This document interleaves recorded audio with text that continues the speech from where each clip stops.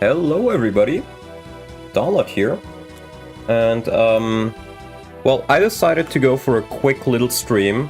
It's earlier than usual, but I had to be awake and do stuff early in the morning, so I figured I might as well do a small stream of this as well. I have been working a little bit on... yeah, okay, that works. I've been working a little bit on a project which... well, I worked on this like years ago. I made the initial edits, and then I decided to come back to it. Because, you know, I was playing Shadow Dragon with Davis, and it's quite fun.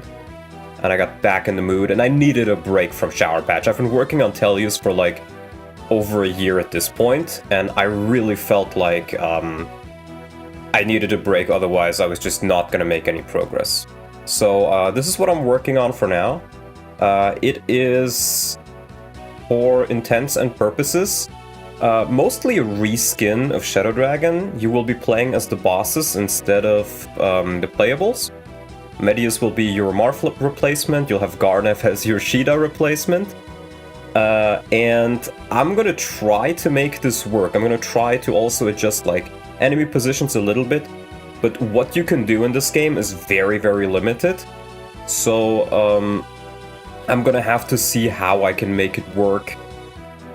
Who streams at 8:30 in the morning? It's 12:30 here. You know, I was on some errands earlier, so I figured I might as well. Right, so I've already done like a couple of edits for the initial characters, but there's a lot of pre-work that I need to do. There's a lot of character stats I need to think of. There's a lot of ways where I need to check if I can even implement it in the way I want to. And for that, I will be consulting my design document, which you can find in the description if you want to take a look at it as well. As you can see, I have stats for around half of the cast. And these are the ones I've inserted character-wise, and these are the ones I've inserted into the maps. There's a role here, and these will probably be adjusted. I feel like looking back at this, some of them might be a bit too strong. But I also need to do some testing if I can get like FE12 stuff to work in this game, like portraits and animations. I think I probably can, because it is pretty much just the exact same engine. But FE12 is a little bit more advanced, so I feel like these should probably work just as fine. I have some IDs here where I need to change the names in the portraits and the hex data. I have some ideas for enemies. I have some class IDs. Now, I can't even just add classes willy-nilly. I have a couple of slots that I can rework because they're like unused. For example, I'm probably not going to have Zane as a playable, or I won't have Zane as a playable, nor anybody with his skill set.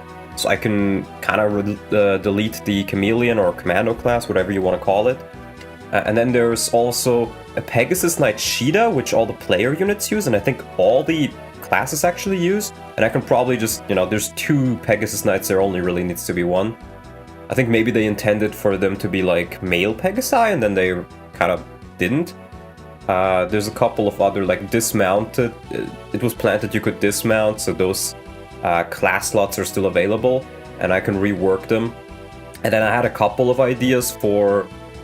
Like, I went through all the FE games, essentially, and just looked at any sort of classes I could potentially add, but none of this is set in stone. I just figured, you know, out of all of the ones I have in mind, these ones I could like maybe see, but I don't know, because it would also have to fit for the balance of the game. Shaman should make a video on all the unused content. Well, there's not really all that much, and there's probably a video about it. And then we have some item slots as well. We have around 40. And I need to see how much of this I can implement, and I need to see if I can even add custom icons. If not, then I might still be able to use the FE12 icons, because even just changing portraits is a chore, and I'm kind of learning as I go along. But here's some ideas. As you can see, I haven't done all that much, and like I think Medeus Res also needs a big rebalance. There might be something wrong there. I think I added his base, which should be his growth. And then other characters don't really have names and stats yet. I kind of don't want to write over the player data for now, like with the names and portraits, because if I can make it work, I'd love to have you fight the player units as bosses and like mini bosses too. But I'll kind of have to see if that works and how well that works. How am I doing it? Very simple. There's essentially 3 programs you use. First you use DSLazy. This is what you use to unpack the .nds ROM file and kind of get into the nitty-gritty. Then you need batch LZ to decompress and recompress the files because they're all compressed. And then you literally do it with Nightmare. For those who have been around in the hacking community for a while, you know what Nightmare is. It is one of the first hacking programs which were used. And, well, it's still being used for Shadow Dragon because there's not many people developing it. So what you essentially need to do, you see like this database file, I have to drag it and decompress, then it gets decompressed, and I have to recompress it, then I have to rename it every single time. And then I have to repack the ROM as well.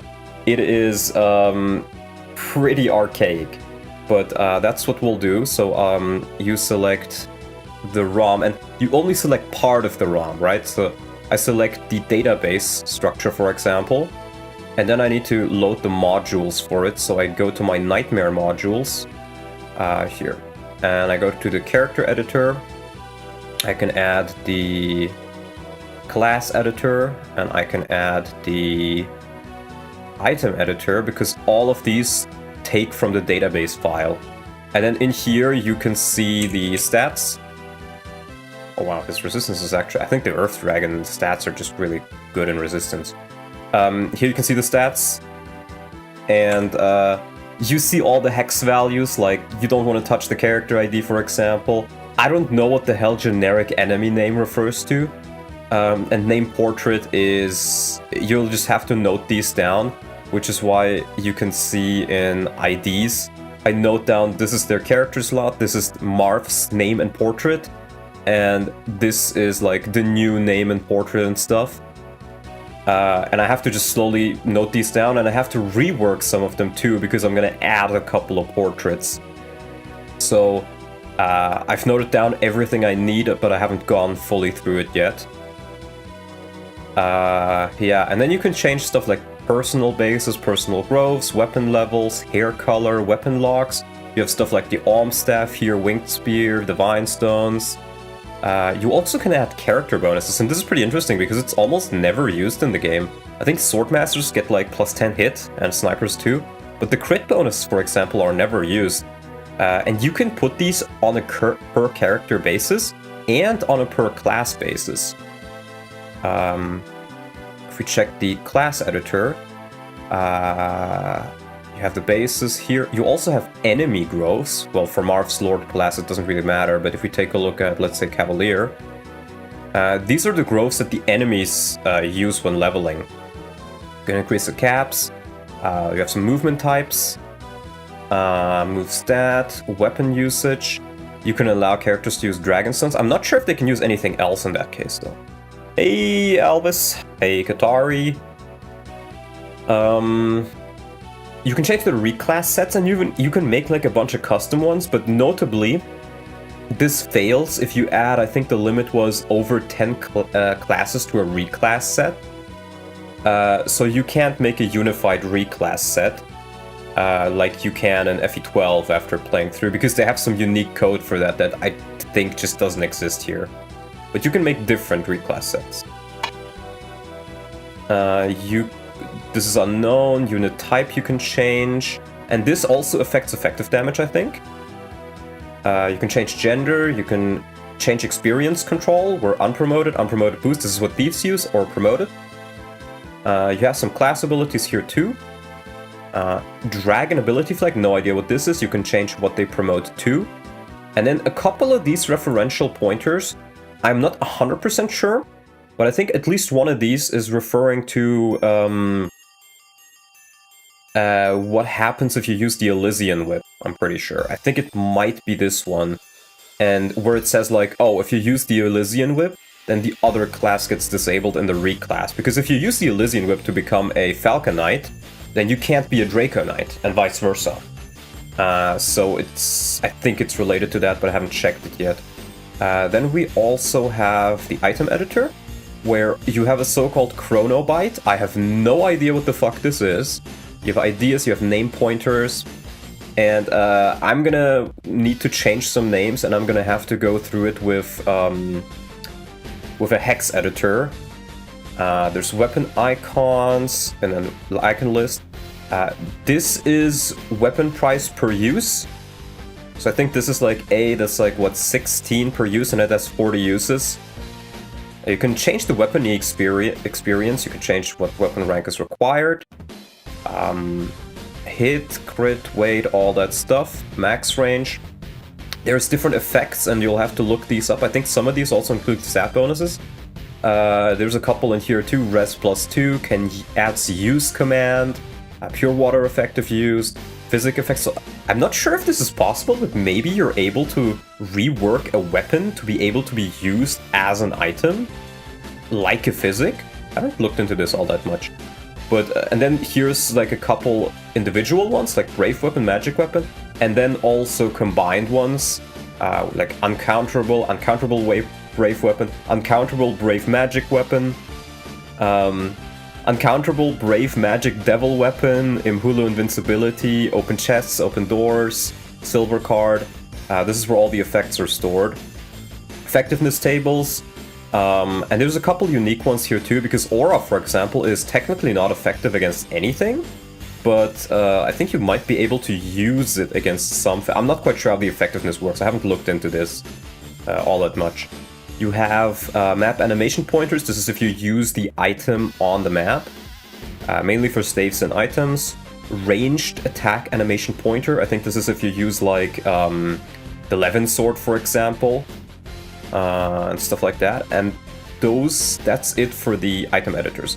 I'm also going to show off let's unload the ROM.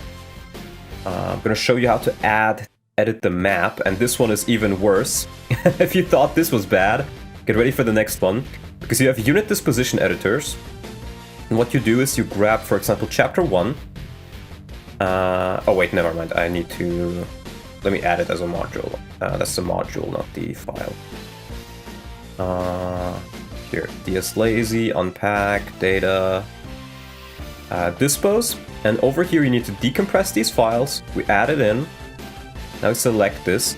And this is what you see on the map, essentially. So we see slot number 1. This is Marth's slot, and this is the Earth Dragon. So let me just do always on top.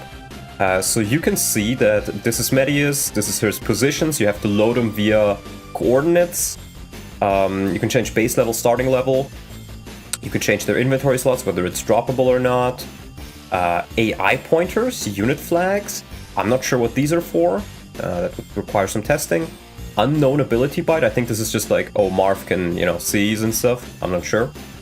But you have to go through these one by one for every enemy on the map. You can't select it, like you can't just look at a map and then like, oh, I want it to be on this spot. You have to count these squares by going to the map in-game or on a like picture of the map on stuff like the Fire Emblem wiki. And for example, the pirate is on 1313, so I count 1, 2, 3, 4, 5, 6, 7, 8, 9, 10, 11, 12. 13, I think. And then 1, 2, 3, 4, 5, 6, 7, 8, 9, 10, 11, 12. What? Oh, it might be that he moves in the event or something. I really don't know. Point being, this is pretty difficult. It looks even harder to mod than FE10. It is. FE10 has a lot more things going for it. But here is the other issue. You see these slots, I can't really expand them. Because technically what Nightmare does, for those who don't know, Nightmare essentially just helps you hex edit. If you use Nightmare, you look at the hex data and you are like, okay, this specific hex data in this specific address can be changed to these specific values. It is pretty much just a fancy way of hex editing to make it easier on the eye. So this is already easier than what you would normally have to do. So I'm very glad I have at least this. But point being, if I say I wanted to add a new character on the map, I can't just add new characters. I can never change the amount of units.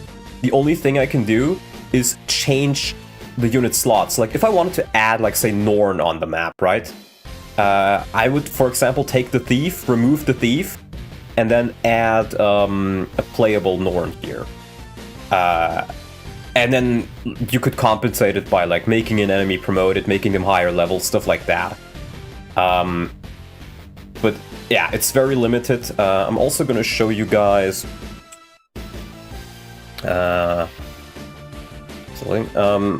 imhex, and because this is the other way I'm going to have to do this. For example, if you take a look at the database file, let's get these out of here so I can show it a bit better.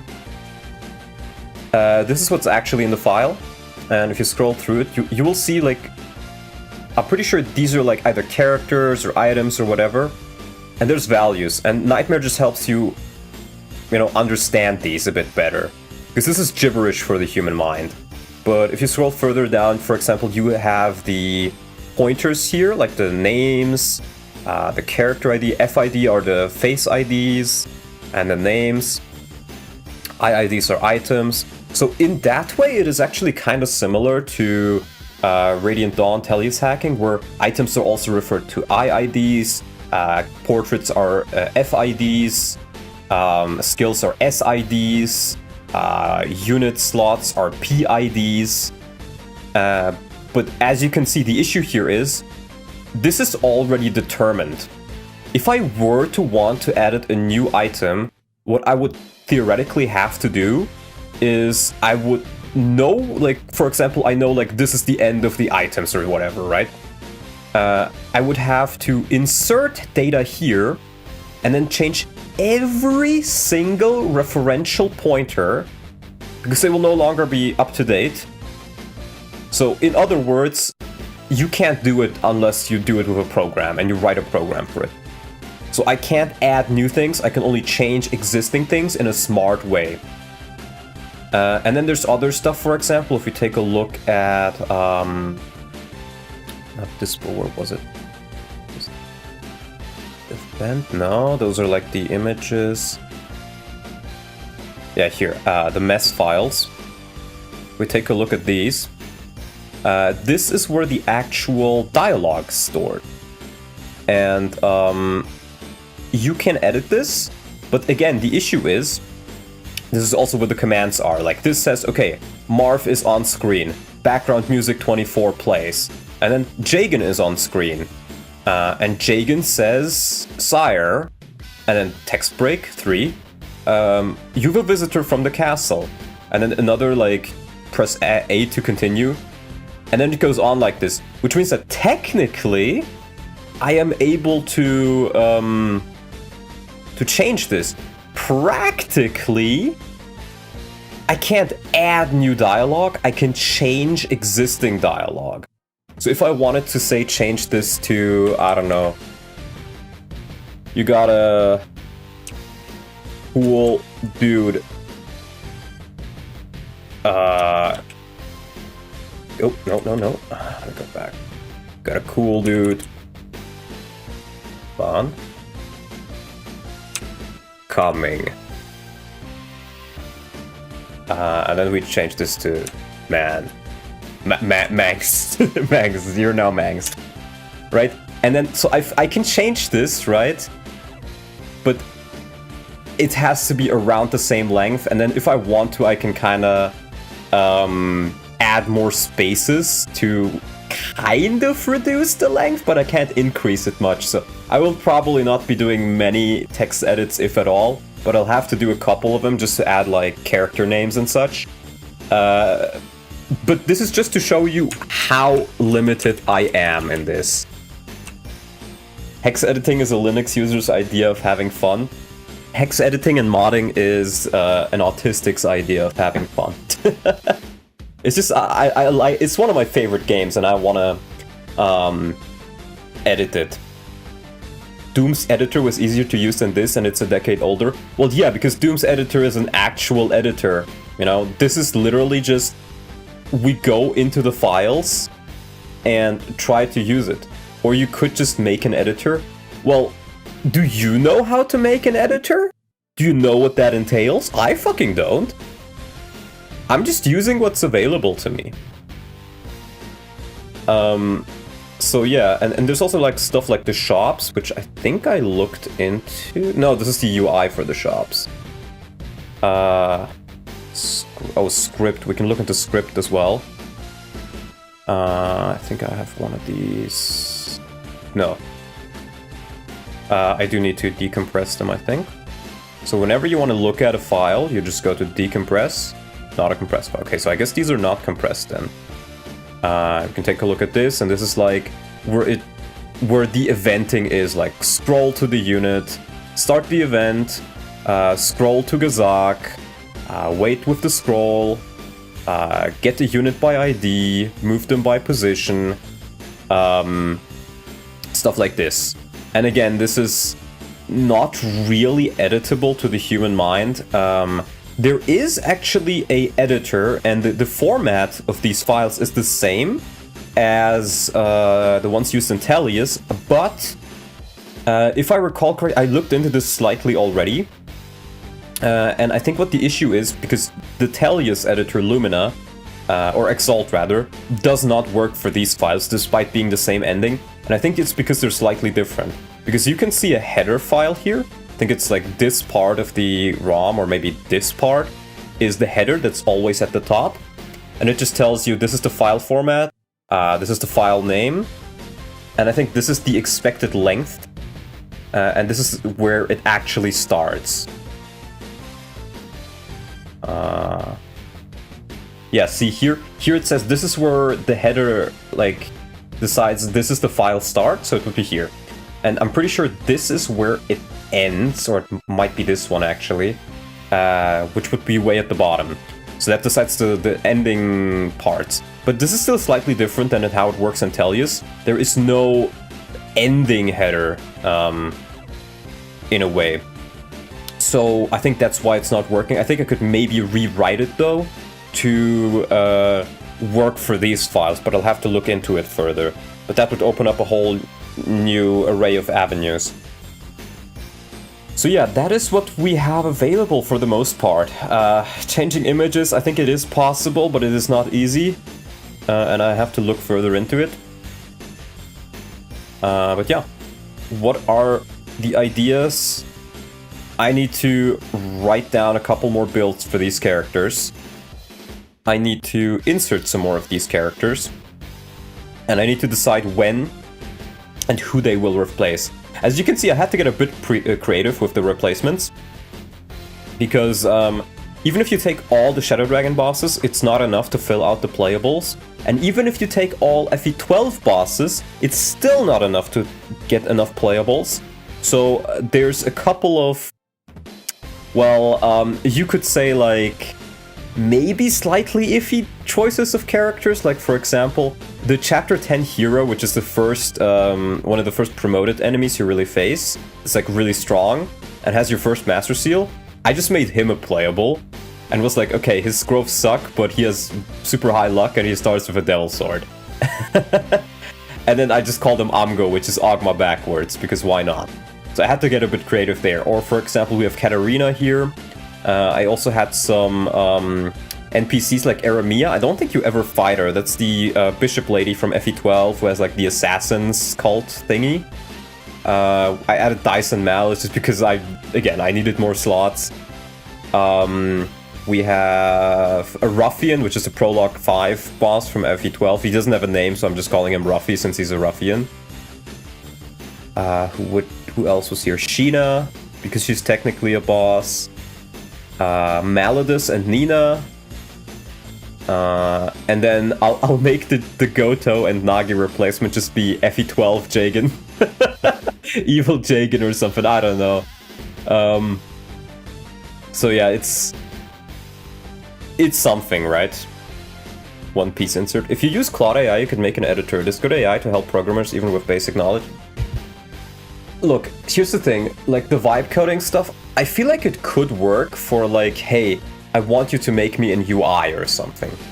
But what I would have to do is essentially tell it, hey, these are the files, nobody has touched these fucking files before, as far as you know. I have no idea what even the character, like, how they are even formatted. I have no idea, because these are always different, right? I could probably try. I mean, what I've been trying so far and what has been helpful with Tellius and trying to figure out if I can get this CMB format going is I've just been using ChatGPT to see if it can help me a bit, and it could help me a bit, but it still takes a long while. Yeah. But who knows? Who knows? So I think what I will do is let me change the disposition here. Oh, that's the wrong one. Let me change the dispo files here because we have the dispo here already. So what we're going to need to do is we're going to need to go into the dispos files and we need to decompress map 2. We need to load in, let's load, no, that's the file, yeah. Load in bmap 2. We grab the module for, where is it? Here. Unit dispo editor for chapter 2. There we go. And that's the map 2 map. So I'm pretty sure how it worked in Tellius is, this is also Marv's slot, but the way it's set up is if it can load him from memory, from the last chapter, and he is alive, it will use that instead of the data here for like item level and all that stuff.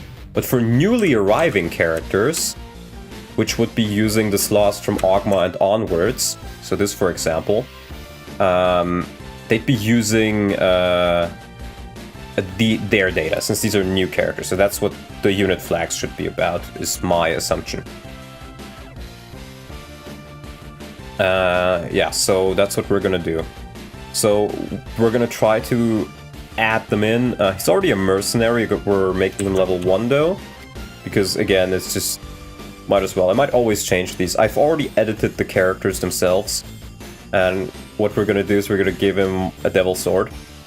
That was the entire idea. He starts with a devil sword, and if you want to use more, then you're fucked.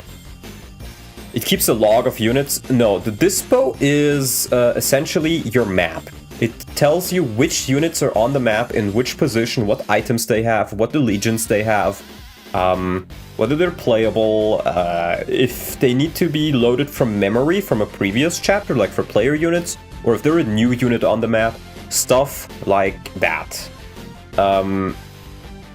Yeah, so I don't think there's really much else we need to change. And here's the thing that's also annoying. If I were to go away from this window now, I would have to redo everything. What you need to do to save is you need to hit enter to apply your changes. It will put the star here at the top and say like, hey, you have unapplied changes. And then you need to hit Control S to save those changes for every edit you do, for every slot here. So now I've edited Ogma, now I can go over to the next one. This is Barth's slot, so this is Hyman. Always on top. This is Hyman, he is also a fighter, so that works out. We'll just make him level 8. And I think Hyman starts with an axe. I think it's just a hand axe. But honestly, it's fine if he gets a steel axe too. It works out pretty well. He's in a similar role as Barth. So now we hit enter, Control S to save. Next unit, Board. Board gets replaced by Gomer. So we will change his class to a pirate. And then, I mean, he kind of has a similar build to Board too, you know, lots of strength and skill, not so much speed. Very good HP though. So honestly, I think we can keep this the same as well. Honestly, let's maybe give him a steel axe. You know, I feel like that'd be pretty good. And then starting level, we'll just do level 3. Now I've written it down.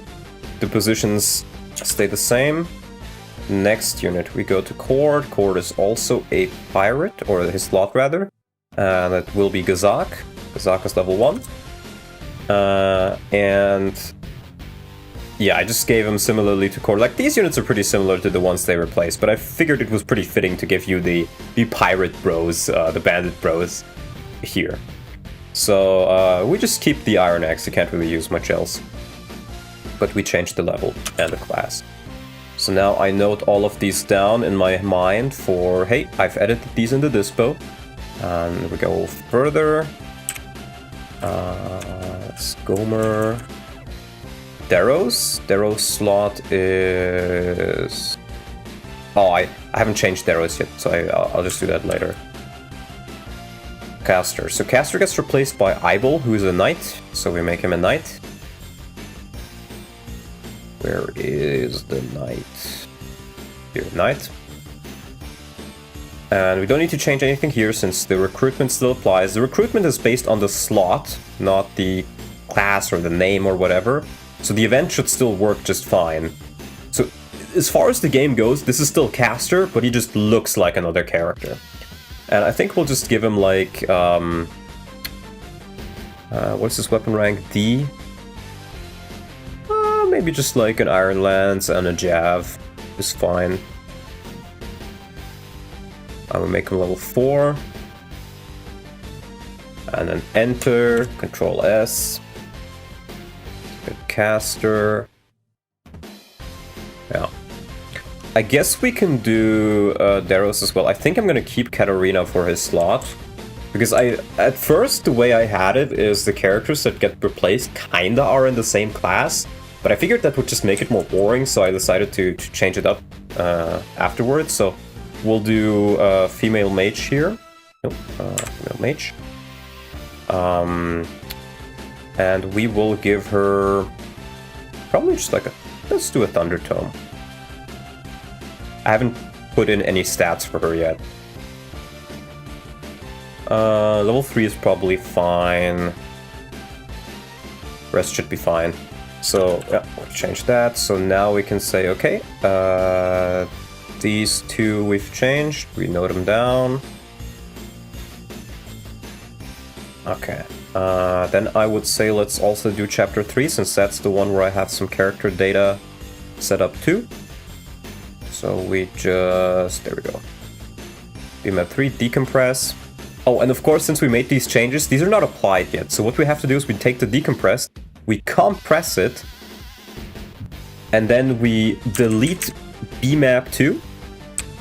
And I usually like to do this with the keyboard. I hit F2 to change the file name. You can do this on Windows as well. It's the same keybind. And we rename it. Why does it not rename it itself? I don't know. The program is old. But okay, so now we'll check in the modules again. We'll grab the module for chapter 3. Compress. Compress. My pronunciation, it's so over. We need to go back, DS lazy, unpack, data,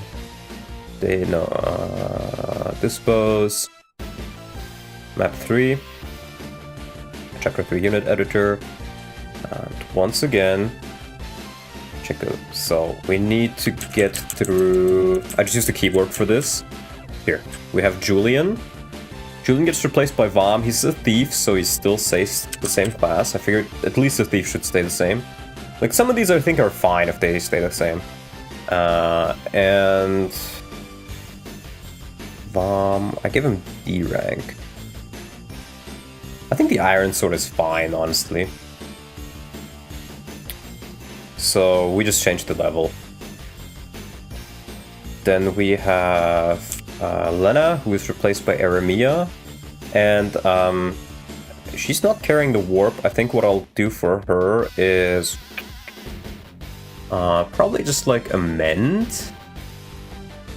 And I kind of like that if the player just gets a little bit more healing options early on, because I feel like one of the reasons why the early game is so annoying to play through is because of the lack of healing and the bosses being so overpowered. So I'll give her a heal as well. And then you'll just maybe get a dropped warp somewhere along the line. Level 3, okay, so that fits. Okay, can note these two down. And then the next one is chapter... Oh, Navarre. Yeah, I haven't changed Navarre yet. Here. Navarre is his Japanese and European name. I'm using a US ROM, but that's what it's noted down as. So he was a Myrmidon. I think I was gonna change him to a Brigand, which is a class, which is the like class from FE12 that mainly the guys in the prologue use, and I guess in the shrine. It's slightly different, and I think how I'm gonna try to make this class is that it can level to 30, but it can't promote or reclass, just to make the units a little bit more unique. So the class is not in yet, so I think I'll just make him a pirate for now. And then we can give him like a killer axe, I think. Actually, he only has D rank. Oh yeah, inspired by FE6 dots, so maybe we just give him...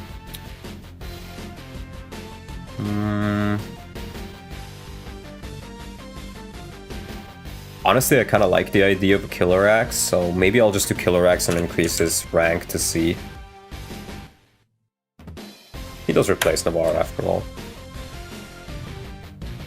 Yeah, I think that should be fine. So then we have... I'll make this yellow, because he's not a Brigand yet, but the rest works. Just so I remember to change it later.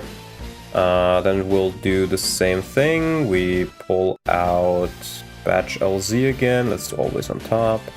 Recompress it. Delete. Change name.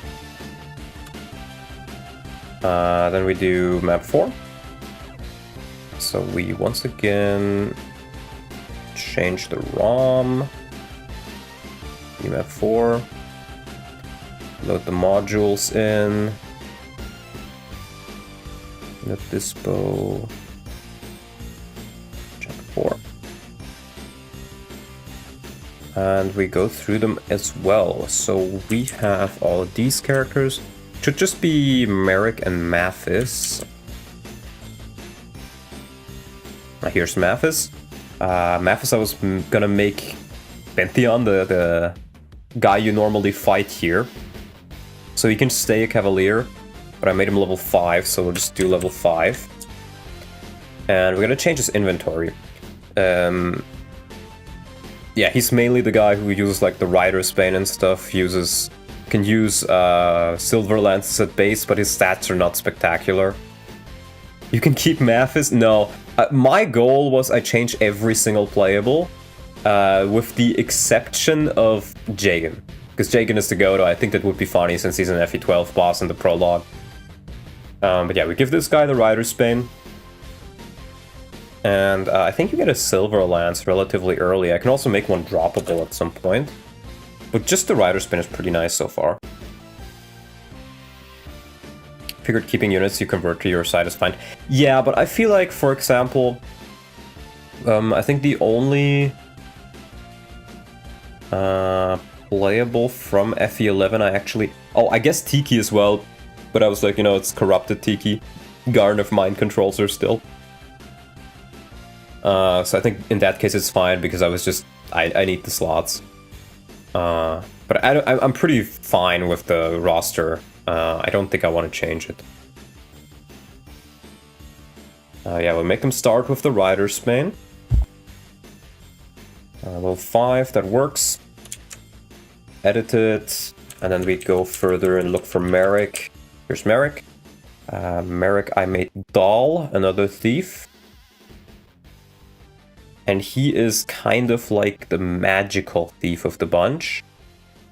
Yeah, I made him start with a 11 sword. And these are the only 2 thief bosses in the game, I'm pretty sure. And one of them is from DSFE, so... yeah, I've looked into DSFE as well. Everything that Arcania has to offer. Level 1. Yeah. Am I gonna give him an iron sword? Nah, let's just keep it at the 11 sword for now. Yeah, that's fine. Okay, so we got that edited.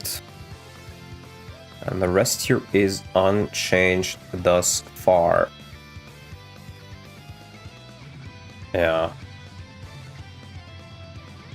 So, if you expected a lot of hands-on hacking, it's not gonna be that much, since I still need to come up with a couple of these stats.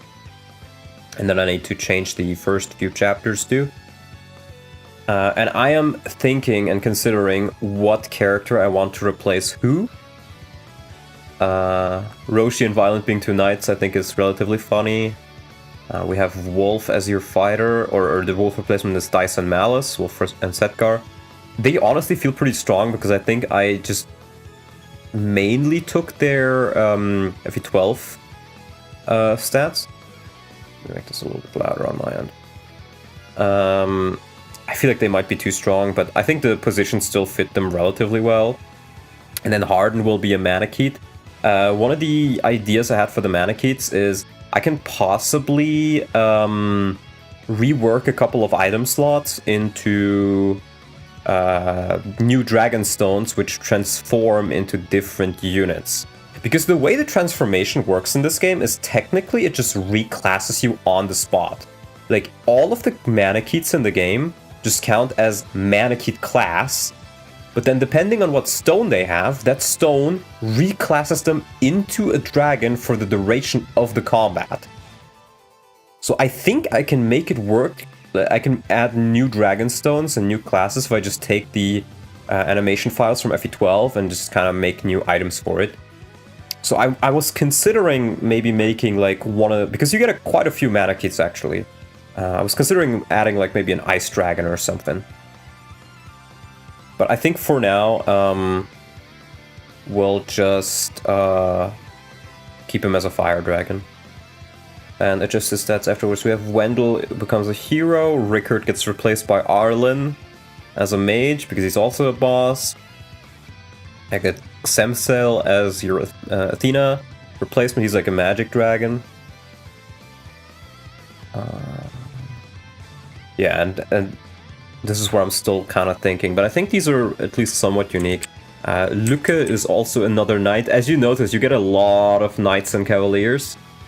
And some of them I also changed a bit in classes, just to make it a little bit more interesting.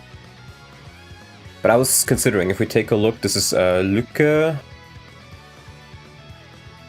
It is boss from FE12 and FE3, it's this guy. And it's like, what am I gonna do with this fucker? What am I gonna do with him? And there's so many bosses which are just like general. They wield lances. So yeah. And I'm gonna have to come up with so many builds. And then the only thing I can really do is I can say like, does his portrait look enough like another class to where I can consider just making him another class? Would it improve the game? And the other thing is, I don't know if I can actually do this, though none of these really would fit him. Maybe Hardened Emperor. I can use that animation set, maybe. Because one of the changes I was considering is, since Shadow Dragon is so, like, Shadow Dragon generals are so OP, maybe I change the generals to be sword only instead of lance plus bows, which would still make them pretty strong, but just not as strong, because you can't really just put a javelin on them and they will just destroy everything. Do I feel like maybe that would change it too much? I'm not sure. And then the idea was instead you'll have a Hardened Emperor who can just use lances and that's it. But it's a special class that can level to 30 and that you can't reclass out of. So that was one of the things I was considering. Yeah. But I'm not quite sure about it yet, because I guess I could make him like a hardened Emperor. You know, that would be kind of interesting, I guess. Let's just do that. Maybe I'll call it something else, but we can just write it down for now, because I have so many knights. We have George gets replaced by Frost. Maria becomes Samuel, or Samto. Ruben is, I think, the only Draco Knight you fight, so replacing him with Minerva was fine. Because I'm not quite sure how the event will interact if he's not a flyer. So I'm gonna keep him a Draco Knight just out of safety to make sure it doesn't go wrong. We got Grigas as your Ballistician, who's the guy from Wooden Cavalry who replaces Linde, which I think is fine. And then Jake becomes a pirate. Dolphin and Masalan stay knights, or the replacement, because it's Giol and Sheena. I think that was pretty fitting. You have the Tomas replacement as Torus, who's another Ballistician, which I think I can make the chapter a little bit more fun if I actually kind of allow them to fight from there on out. And then we have Willow as another bishop replacing Boa, and Iridian as a paladin replacing Medea. Though maybe I should change these up. Like, these I'm not sure about, because they're essentially replacing pretty much the same classes, which I'm not sure how interesting that is. But I'm also not sure what else I can really make him.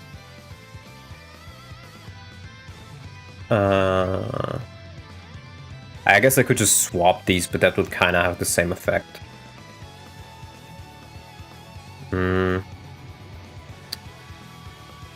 Armine, Holstadt.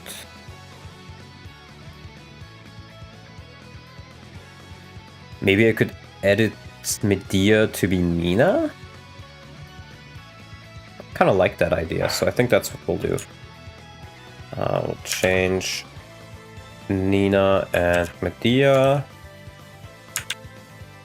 There we go. Then you have 2 sages, 2 knights, and a ballistician, which is at least is a little bit different. We have Carnival as the back replacement. Let's check Carnival. What's this fucker? Can you somehow split General as a class into like Bow General, Axe General, Lance General?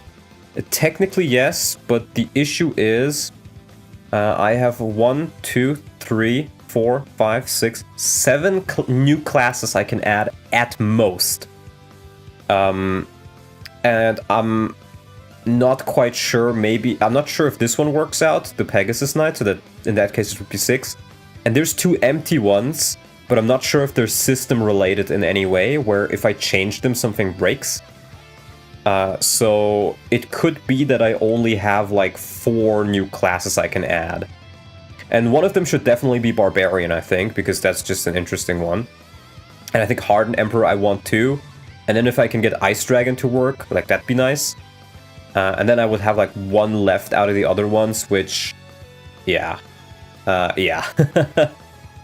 And again, the animation I'd have to work a little bit too, because I can't add new animations. So if I were to change the general to be a sword general, they would still look like they're attacking with a lance, because there's just nothing I can do about it.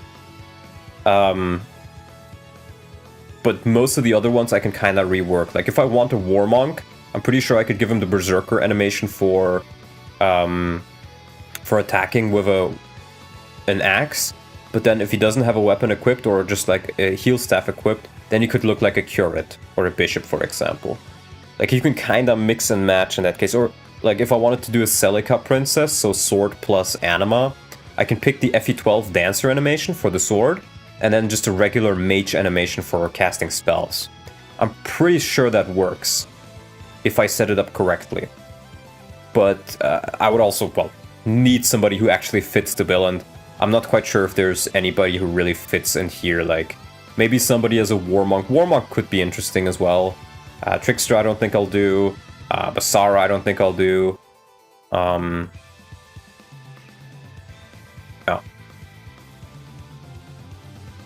So I'm not sure what to do with him. And then we have 2 more generals. 5 more generals coming up. I guess I can... Lang fits as a general. Or maybe I can make Lang and Emperor too. Then you get 2 of them. Yeah, honestly, I think that's fine. Ductil and Larissa I could maybe change. Right, and what we're gonna do now is we're gonna take a look at the stats. So we'll do... no, wrong one. Katarina. Just grab these to the side. Ooh, no, that's a different one, isn't it? Oh, she's in the NPC bit.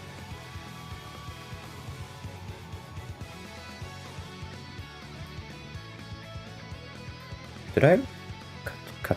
Is it Katarina? Yeah, it's with an A, okay.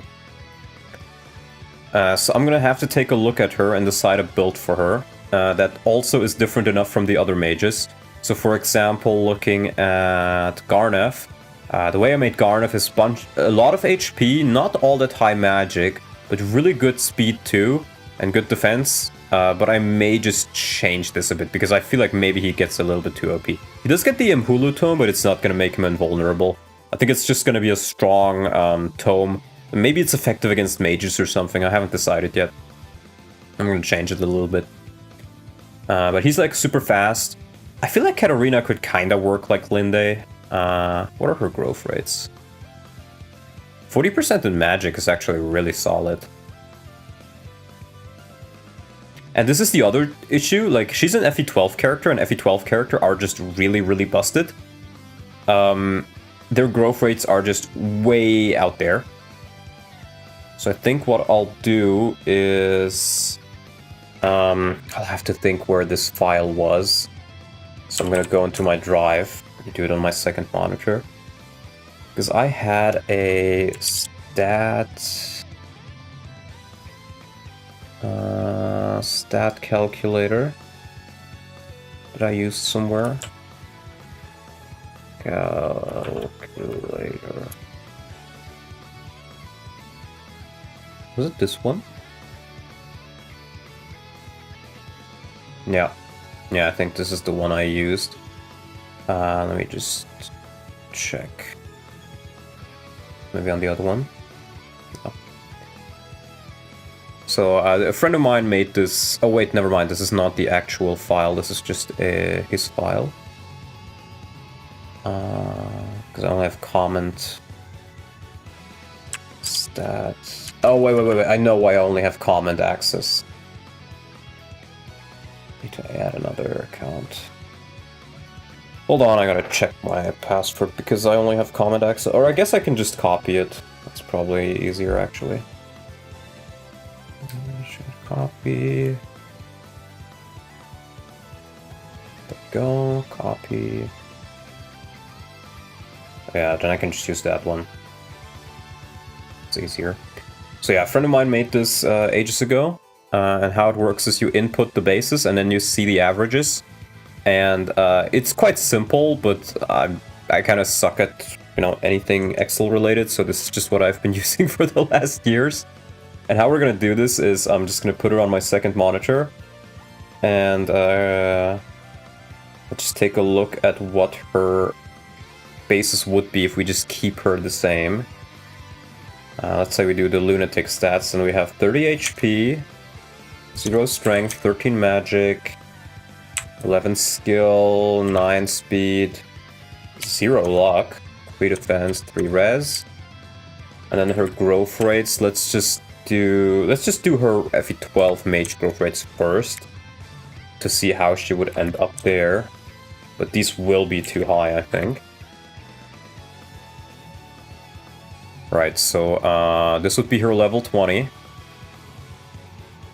Which seems pretty strong, yeah. And then we can also add promo gains. Oh no, never mind, I think. Oh, those are her boss stats, actually. But that works, though. I can maybe even just pick her normal mode stats, honestly. Let's do normal mode stats. 7 magic, 6 skill, 7 speed, 0 luck, 3 defense, 3 res. Should be fine. And then we're gonna have to take a look at...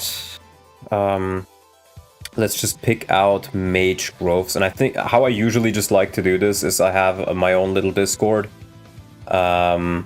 where I use Oifi, or you can just DM the Oifi bot. And I just look at Oifi FE11 mage to take a look at it. I don't want to show it because there's some other stuff. It's just like for copying stuff. But let's just take the class bases. So these would be the class growths. So yeah, these are too low, obviously. I think we can probably give her like, let's say like 20% in HP. And these are the totals. Yeah.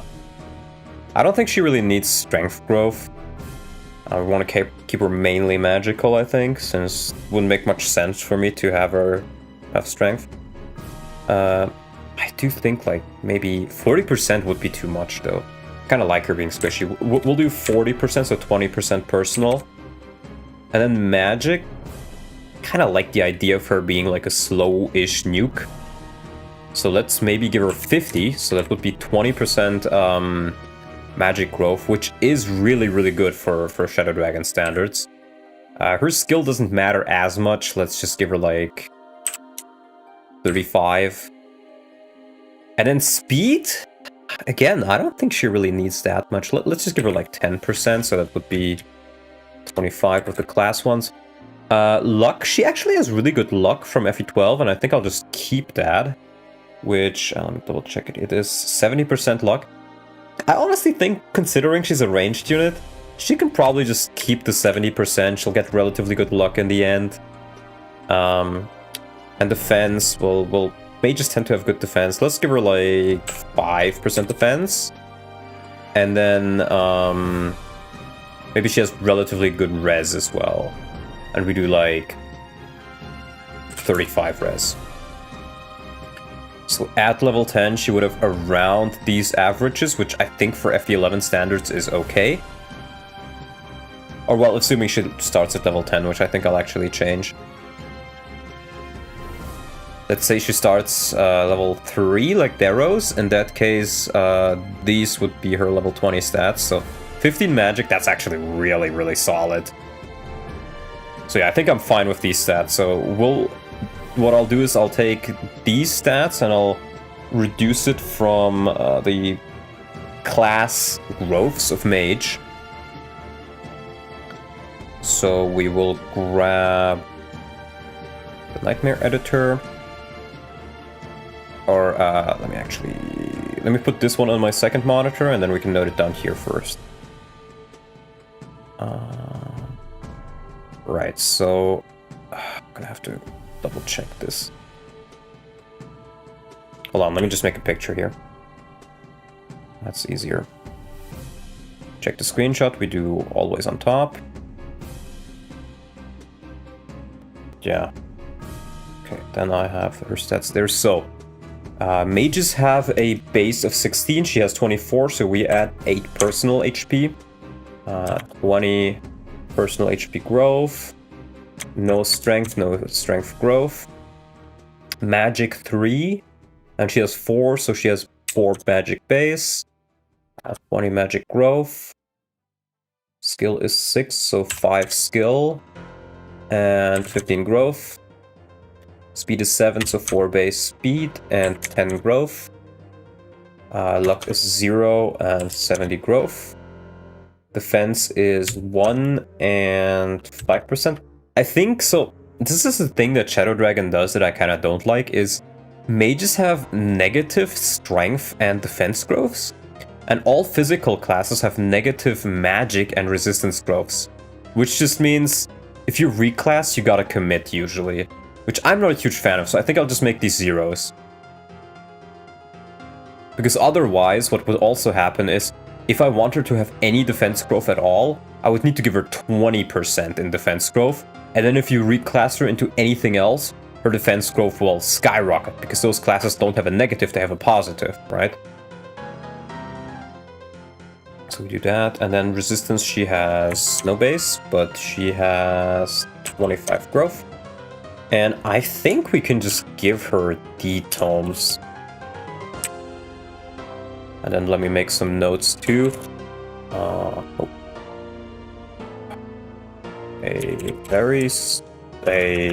magical nuke with good res and but bad speed and bulk. Yeah, I think that works. And honestly, actually, now that I think about it, let me take a look at... I think she has the Elfire, right? Yeah. Take a look at this in Shadow Dragon. Now that's the drop rates. Stats here. In Shadow Dragon, the weapon rank is actually D, so I think I'll just make her start with an Elfire. To kind of hone down on her being able to nuke stuff from the get-go. Kind of like that idea. FE11 CMU is possible? Yes and no. It is technically possible, but there's not that much you can do with it. And doing it takes ages. It is very slow to do. I haven't figured out portrait editing yet. I think I probably can, though. So, technically possible, probably.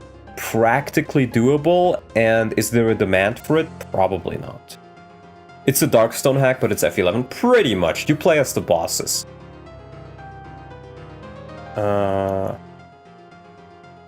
It'd be awful at this point, yes, and you have to consider that everybody can reclass, so it would be very, very difficult.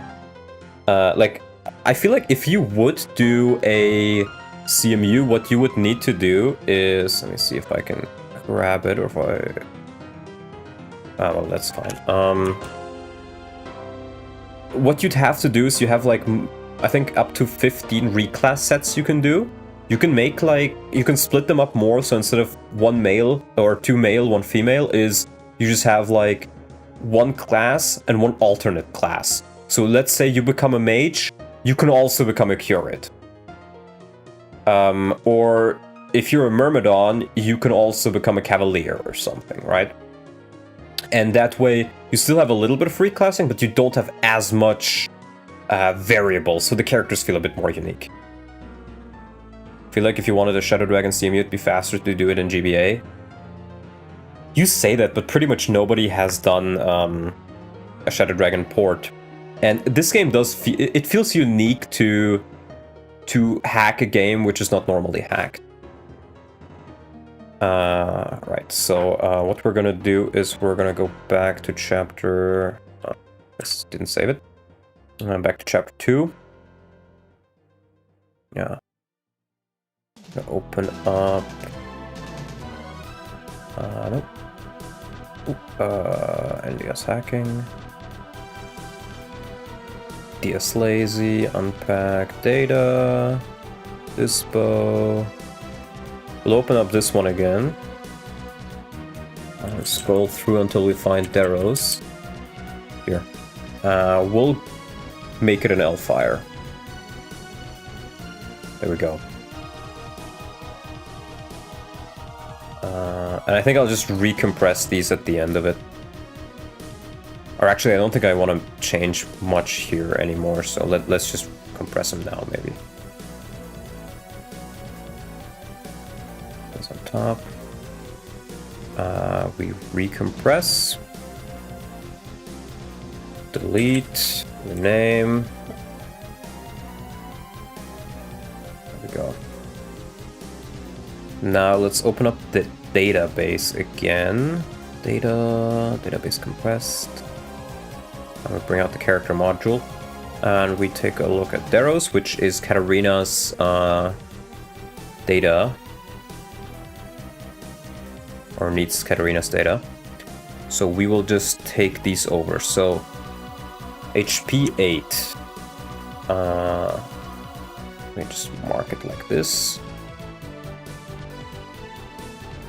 804 5410. I just use the tab key to get to the next one. HP 20, 0, 20, 15, 10, 75, 25. And then we change our weapon ranks to be Magic D. And hair color, let me make this always on top again. There's a couple of different things here. I'm not sure what 002 is, but she has purple, so we're giving her 0x05 for purple hair. And then there is the aura tome, but I'm not sure if I want to, like, maybe just not give her anything special. I feel like she doesn't really need a lock for it. And one thing I did, which I'm not sure if I want to do for her as well, is all of the assassins from FE12 have a little bit of extra crit. I honestly kind of like the idea, so I'll just give her like 5 extra critical. Plus 5% crit. Because she's not all that devoted for it. And then, for example, Eremia, she starts as a cleric, but she does a 15 crit rate just by herself. And her stats are not super good. So this is something you will only really notice if you promote her or reclass her. But it will be in the document, so you will see it here. Yeah, and we'll just do that. And one thing I will also do is in the IDs, I know this is Darrow's name and portrait. If I ever want to make him a boss... wait. Oh, I changed this already. This is Bathis. Oh, that's not good. Yeah, this is Darrow's normal one. I gotta change these around. This should be... I can just copy this. Where's Katarina?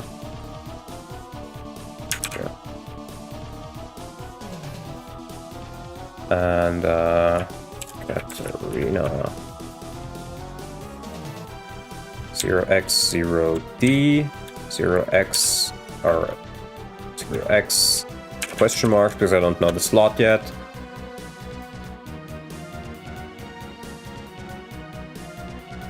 No. Okay, but then I will just change it back to Darrow's for now. So I changed Baptist as well. Okay, but then we have Katarina, we have her stats here too. So I can change this to green. And then Navarre would be chapter 3. So I kind of gotta make a brigand. I would say let's try to make a brigand. And I would say let's use... where are they? Dismounted Knight. These ones are usable for sure, I think. So we're gonna use Dismounted Knight. And what I'm also gonna do is I will go into the files just so I can remember it. Into the... no, where is it here? Editor. Editor, class editor update. And we will go into class list, yeah, class list. So this is Dismounted Knight. But what we will do is we will change this name. I'll probably do it afterwards. But we will change this name, or save it afterwards, to Brigand. That way it will display here, which will just make it easier to remember what the class actually is. And then what we will do... I'm not saving it for now, though. So what we will do is we will go here and we go Brigand. And it should be... is it not called... or I think it's called Barbarian. Yeah, Barbarian, not Brigand. So yeah, here, new mystery. These are the bases, and they are actually rather solid. Let me compare them. So, FE12, FE11 Fighter. They have 2 less HP than Fighter, 2 more strength, same magic, same skill, 1 more speed, same luck, 1 more defense, same movement. I feel like I'm kind of gonna use this as a baseline, so we'll keep the 18 HP. I kind of like them being like offensive powerhouses and slightly more offensive than fighters at least. The strength, I think we can do 8. Base skill will do 0. Base speed we can keep 8 as well, I think, but base defense will do like 1. And then I gotta change the growths to class growth rates here. Player. I'll do these, I guess. Here, base HP growth. 70, 40, 0, 15, 20, 0, 0, 0. And then the enemy growths don't really matter since I don't think I'm gonna use them much. The caps, however, do... Yeah, a new mystery, they just have 30 across the board and a max of 32 movement for some reason. We will change this to... I think 30 strength is fine, 20 magic is fine. Let me take a look how warrior looks like, actually. 11 warrior, FE11 berserker. I'll make it something along those lines. So, berserker has 28. I think I'll go 28 too. And then skill will be pretty bad. I'll just do 21, so it's worse than even berserker. Max luck. So this is another weird thing FE11 does. Certain classes have less luck cap. Like berserkers have 22 luck cap for some reason. Well, pretty much everybody else has 30, so I think I'll just keep it at 30 for everybody. Max defense will do 22 as well. So they can be... They have the strength... or they have the strength and speed of berserkers, but are slightly worse in the defensive areas. Or maybe I'll actually do 30 each. Yeah. Yeah, I think that will be fine. Movement type. So here's the thing, there is no class in FE11 which has mountain movement, it's just not a thing. So I can't really do anything like that. I could make him move like pirates though. Or berserkers, I think I'll just do that. And then they have 6 movement. I think giving them 7 is fine since they'll be unable to promote. We'll give them an Axe rank, no reclass. Unit type, doesn't matter. Add movement growth sire, it doesn't exist. I literally can't. Experience control. I'll give him unpromoted boost. I think one thing I will do is all the classes that can level to 30, or at least some of them, will have a boost to EXP. I'm not quite sure if these guys need it, to be honest. But like, normally it's only thieves that have it, and I think I'll add it to Marth as well. Or, well, I guess I would have added it to Marth, but Marth is not playable. Class abilities, doesn't really need anything. I think I'll give Berserkers the crit rate, but Barbarians don't get it. An unknown referential pointer. So, I gotta take a look at this. So let's see. We gotta check this with a hex editor. Let's go to the compressed database. Yeah, let's reload the file. We gotta look for the referential pointer DDA 9. So we do... it's been a while since I used this. Where was it? Resize inserts at base address. Does it control B? No. Control Alt B? No. Alt B? No. Go to address. Control G is what it was, okay. We will go to the address DDA9. That's not correct because we don't have the offset. So what we need to do here is... Medeus Mode is inspired by Darkstone FE8 ROM hack. I think I actually started work on this before Darkstone came out. I'm not sure if Equisax was already out, but Darkstone was not out actually. It's just that I kind of left it on the back burner for quite a bit. Let me just grab my jacket, it's a bit cold here.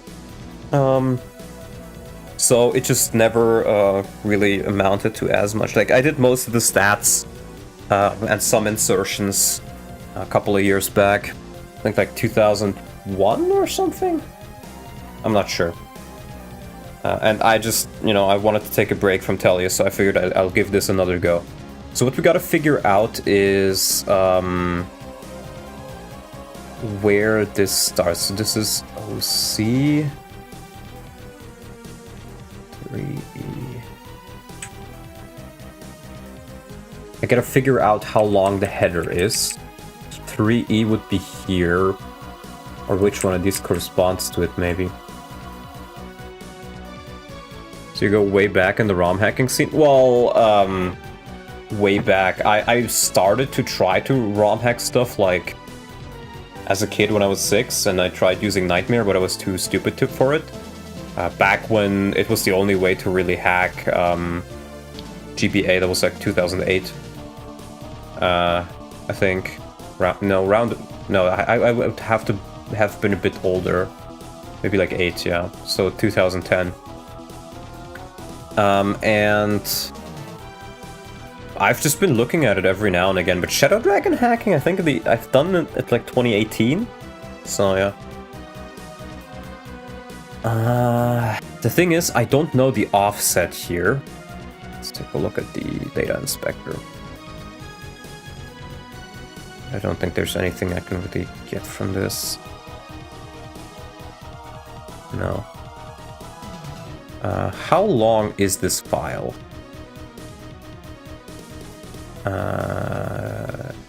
11 ace.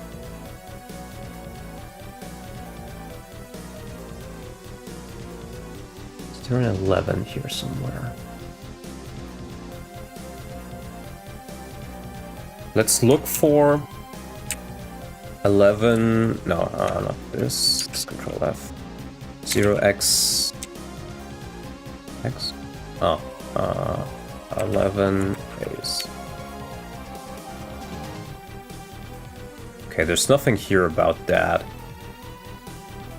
Oh, actually, what we can probably do is let's just check the JIDs as a string, which should be the job ID, so class.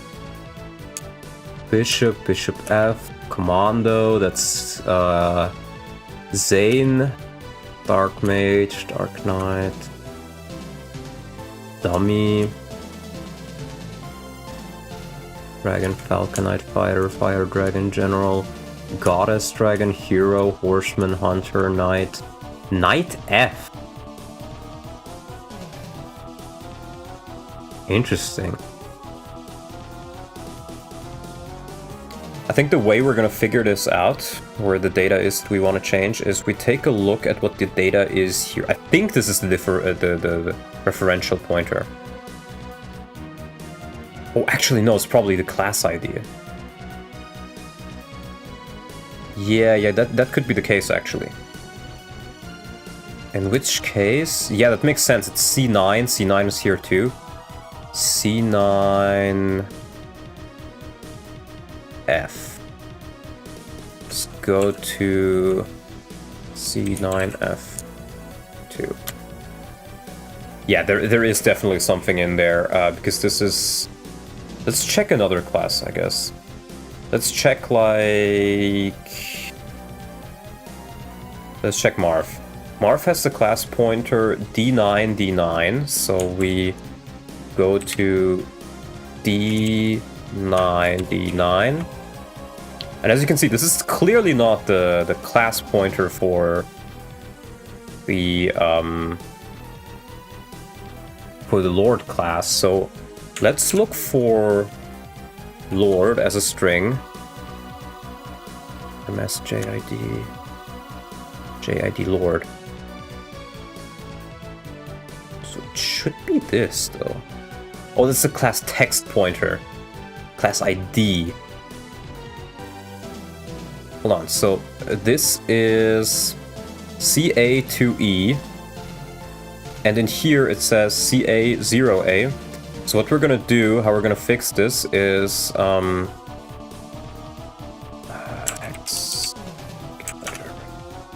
there's this website I like to use, which is a hex calculator.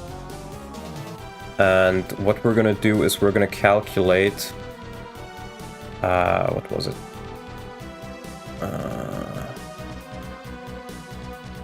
Right from here. 0A, 0, 2, no, CA2A.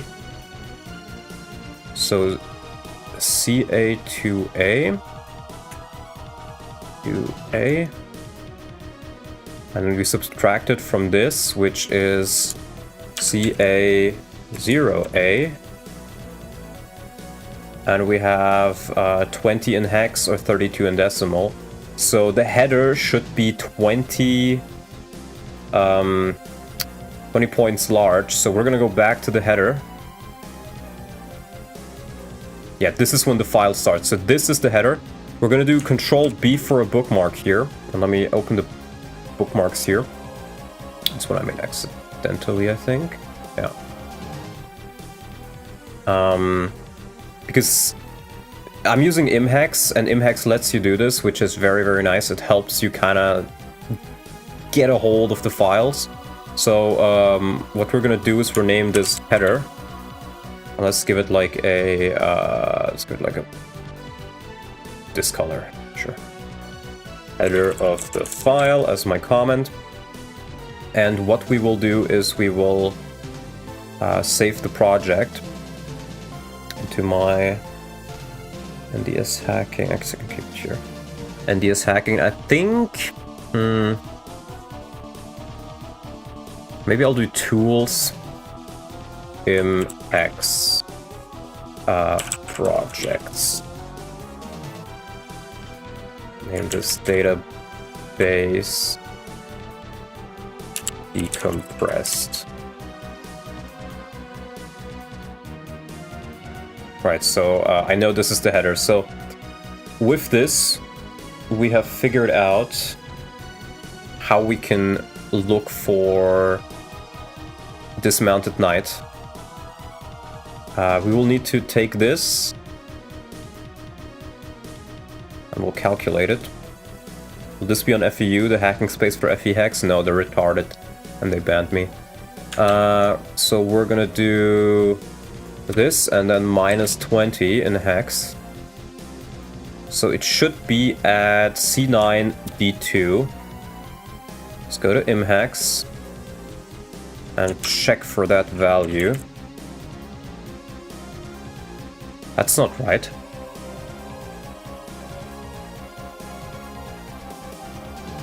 Oh wait, no, do I need to do plus? I need to do plus, don't I?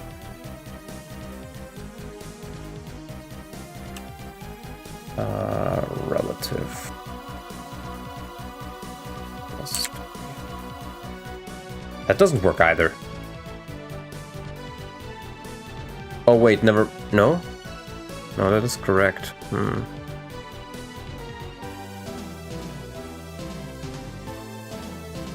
Is the class ID just borked?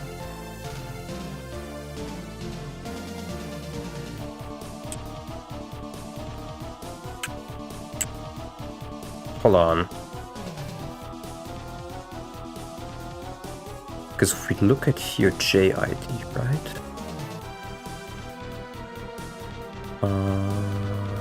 Here.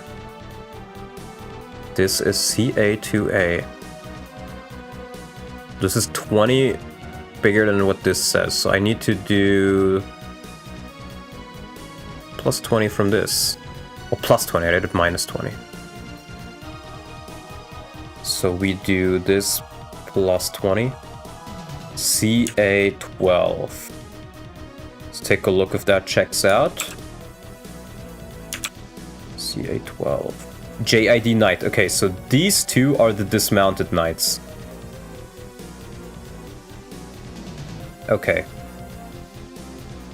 I think what I'll do as well, just to make this easier for me, is behind this I'll write JID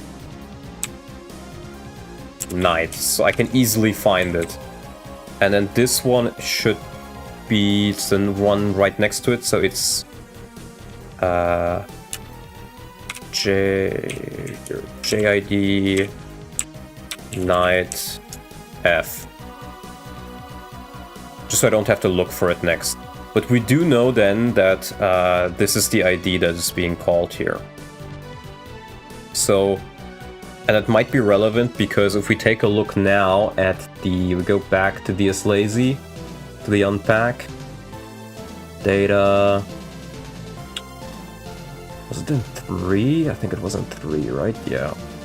So this is where the animation files are. And if I recall correctly, these all correspond to the JIDs. Yeah. So what we should be able to do is... yeah, we make a new folder. We call it Knight. And this will be the brigand, essentially. And I think what I'll have to do now is I'll have to go out of this to grab the files. Because I don't think I have an unpacked version of these files.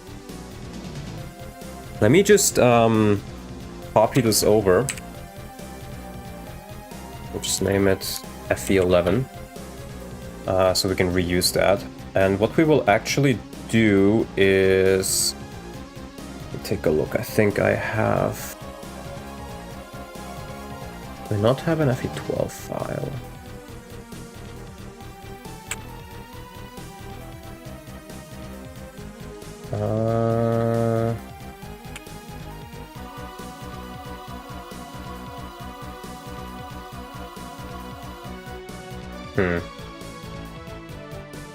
Do I really not have that on my computer? Let me double check this. Surely I have FE12 available. Surely I have it somewhere. Does FE12 really suck so hard that I don't even have it on my computer? I think it does.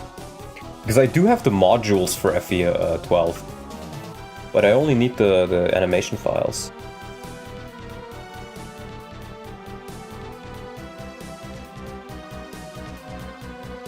Hit YouTuber Oof776, can you save me? You probably have the game, you love that game. Yeah, I don't have it. Let me at least grab the modules. That's honestly kind of hilarious. Here, hit YouTuber Poof776. Not, I'll just, you know.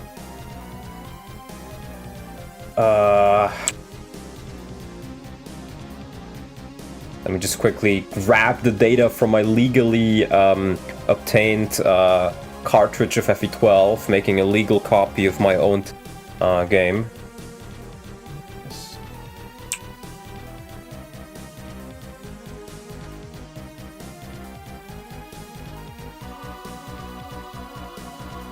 There we go.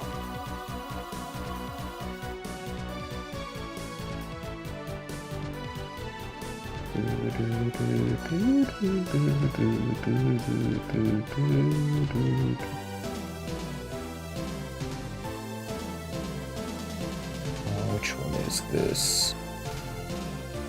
Does it matter? They do have slightly different... Oh, beta 2. I think I'll just grab the original.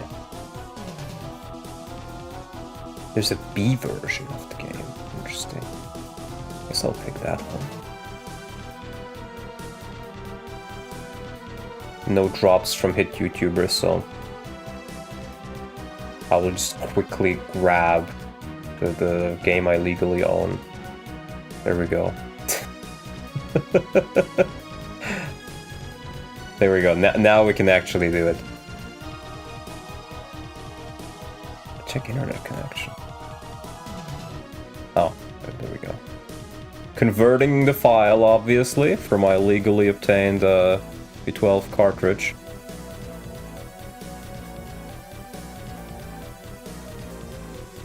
Why is it not working? I guess not. Let's try another one.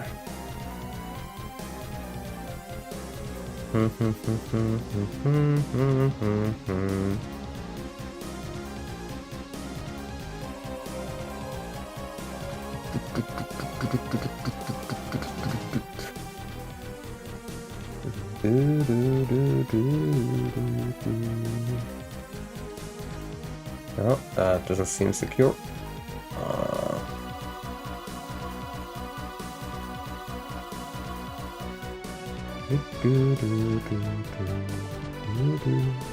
There we go. I think this one should work.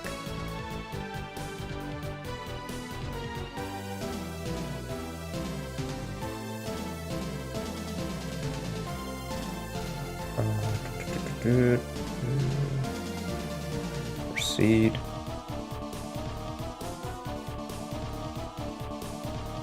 Yeah.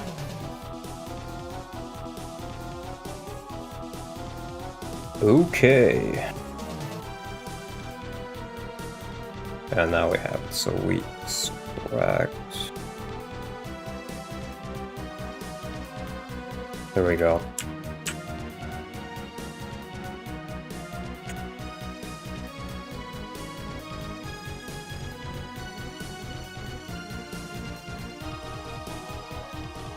And what we will do now is, with my legally obtained FE12 cartridge, we will go to DS Lazy, and we shall search for a file.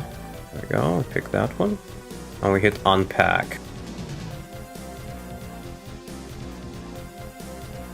And it'll take you a bit, because it's just, yeah, it's pretty slow. Then we have the unpack. And what is kind of important here is, unlike something like Paragon, you don't have different projects here. You just have DS Lazy and you have the unpack. Hi Donald, I'm watching your FE9 Japanese Maniac run. After the VOD that you played Mongolian throat singing in, I keep getting it recommended to me. That's hilarious. Thank you for the membership, man, Creeper. That's amazing. Well, to be fair though, Mongolian throat singing is fucking awesome, man. It's an absolute banger. Can't deny that. So, yeah, maybe YouTube is just telling you to become Mongolian. Right, and we unpacked this FE12 data now. I'm gonna close this actually in case it causes issues. But what we will do now is, yeah, see. Oh, the file formats are a bit different. I don't like that. Let me open this in a new tab. So, we save the FE11 unpack here. Look in the 3 folder. Yeah, see, these are capitalized. I am kind of worried that this will cause issues. But we can check. We can just check the file. So, the file we wanted to have was Barbarian here. So we will take Barbarian, we will copy it in here, and we will change this to be small. I'm not sure if it matters, but it might. And then these are all the animations that the Barbarian... Or actually, no, never mind. This is actually wrong. This is the wrong way to do it. We will go in here, we will take the files, And we gotta put it in the night folder, because this is technically the character slot we're using. So if this goes right, then we should be able to use this class. I can also change this. Oh, no. Just status. We should be able to use the barbarian files. I will take a look if I need to. They are compressed. Okay, let's take a look at one of these files and see if there's any endings in here that we may need to change. No, it's literally just the animation files. There's no like header or anything, it seems. Did you start your stream at 6:30 a.m.? It was 12:30 for me. I just had some errands to run in the morning, and I was like, I might as well, you know, do a little stream, because I am tired. I didn't sleep too much, but I got some coffee in me, and I figured Buster didn't have time today for FE4. Otherwise, I would have maybe done FE4. But I wanted to at least do something, you know. I was kind of bored, so I was like, you know what, let me just work a little bit on Shadow Dragon, maybe show the hacking of this game to a couple more people. Okay, so these animations should work just fine then. If everything I did works. So what we will do now as well is, I don't actually really need to check anything in FE12, because I don't want to edit FE12. So we're just going to change the name of this unpack to FE12. And we're going to change this one back to just unpack. So if I ever need the files of FE12, I have them in this folder. And if I ever need the FE11 files, I have them in this folder. So I say we try to test our theory out. And I will, however, because I changed the folders this way, I'm going to restart DS Lazy. Okay, open ROM. We open the database. Oh, actually no, is it the database?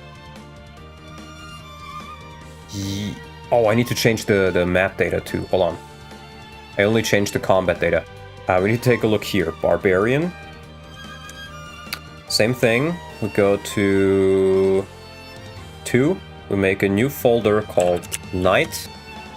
And in the Night folder, we insert the contents of the Barbarian folder, since we're using that slot. And now it should technically work. So what we're gonna do is...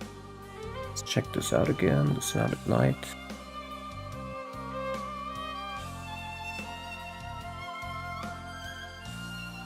Oh, I didn't save the adjustments, I think. That's fine, it's mainly the ID that's counting. And if this works like I think it does, then we have the FE12 Barbarian in FE11. So we will close this ROM again, and we will load up just one of the dispos. We'll do map 1 dispo. Check the 1 unit editor. And we will just change... let's just change... I guess it doesn't really matter. We'll do Doga. We'll change him to Dismounted Knight. And give him an axe in the inventory for testing. And also a hand axe. Copy that. And then we'll go back into the unpack. Back to the dispo. We compress this again. Delete. Do this. And I also need to change the database, I think. Compress. This one takes a bit longer usually, yeah. Change the file name again. There we go. And now what we're gonna do is we're just gonna do NDS packer. We're gonna click that. Don't need to select anything. It will pack everything that's in the NDS_unpack folder. And we're gonna go back to this, and we'll just call it... I think I want to have multiple versions actually, just for backup purposes. Medeus Mode 2. I hope it acted correctly because I hit enter.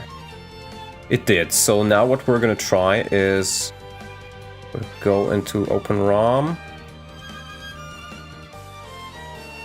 Medeus Mode 2. And we're gonna see if this worked. We're gonna see if this works. I really hope it does. Because if I can... Oh, controller not working again. Yeah, this one is getting pretty old. Now it works. Okay.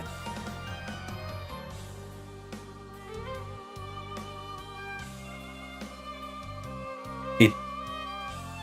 I was about to say it does work. It does not.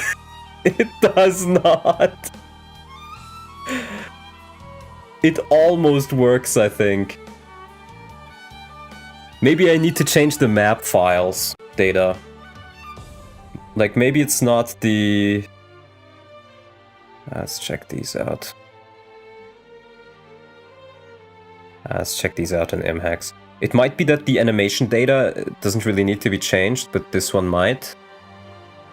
No, this is just animation data. There's no strings attached to here. What about the palette? I think this is also just color data.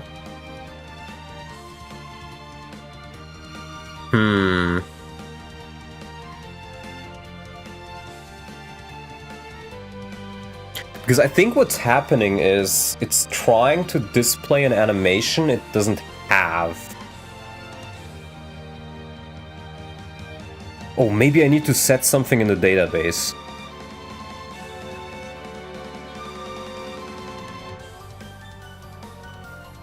Yeah, that might be the issue.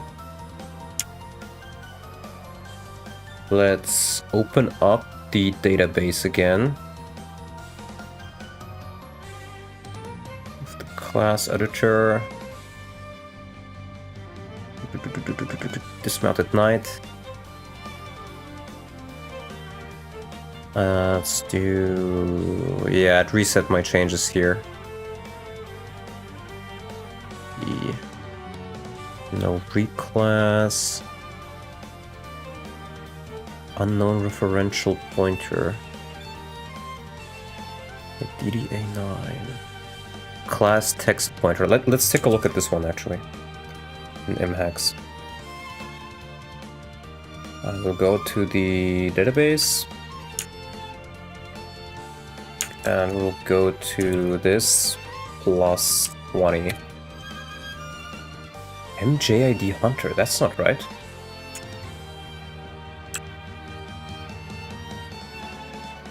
Is it going towards the Hunter? Class text pointer.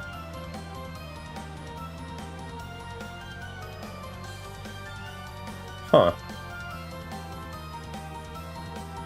Is the text ID just wrong? Because it should lead to here. It should be D9CD. Here. No, that is right. That is right. Did I just type it in wrong? D9CD plus 20. Oh, it's doing 20 as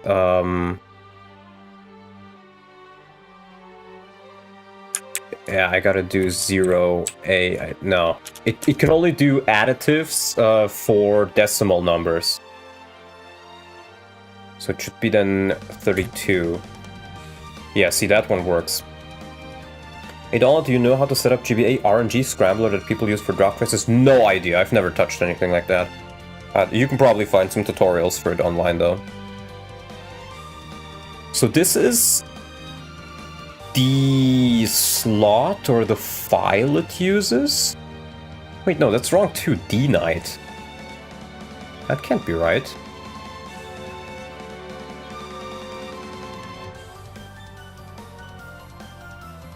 Let's look for the string.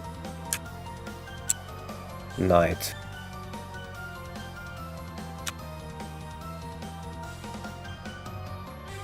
Let's go up. So we have Falcon Knight, Dragon Knight. Oh, D Knight. I thought it was Dragon Knight. It's Dismounted Knight. Let's see if we can find something in the files about this. Because it's not in here. Ah, I think I might know what the issue is. Maybe I need to... Let's just copy this folder and make it D_Knight and see if that maybe fixes it. And we just try to repack the ROM. There we go. Yes. And we retry it. Was that the issue? That it just had a different map ID name?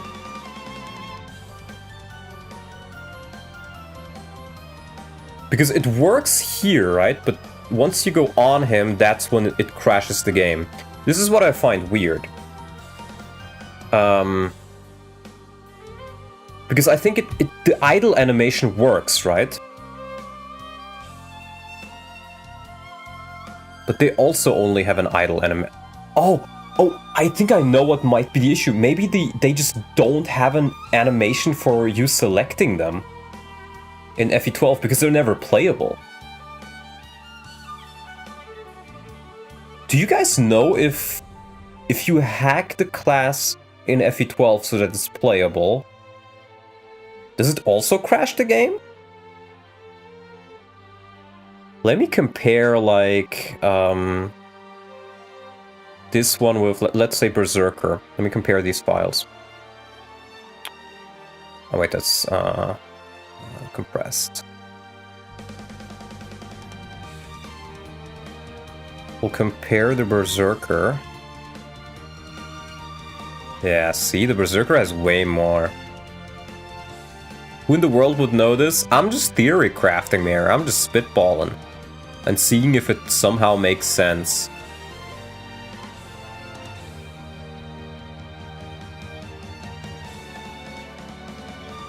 Because I think what's happening here is, this is another issue. Like in Intellius, you usually always know what the file endings are, but these are just like, they don't have any file endings. So you don't actually know what type of file this is, so you can't even try to look into how you would, like, open this up. I think what this is probably, it's an archive, it's a compressed archive. It's kind of like, you know, 7-zip files or .zip files, .rar files. It's probably something like that. And in this file, which is actually more like a folder, you have individual files, animation files, which correspond to this. And my assumption is the Barbarian class doesn't work, because if you take a look, the idle animation does work.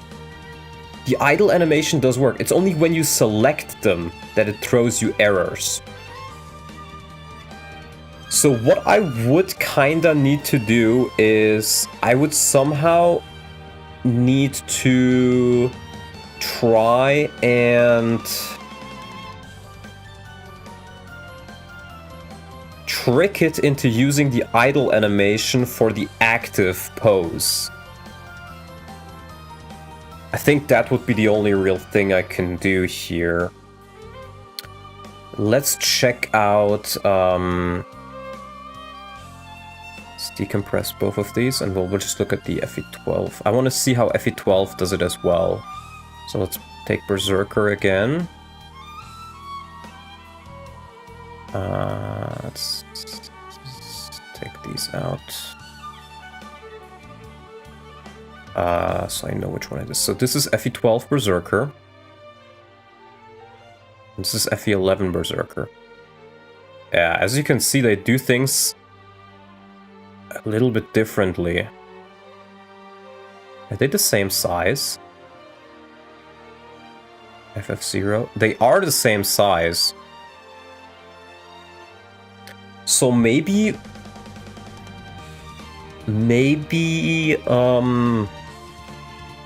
it doesn't work because it does have an active animation, but it's not formatted correctly for FE11 compared to FE12.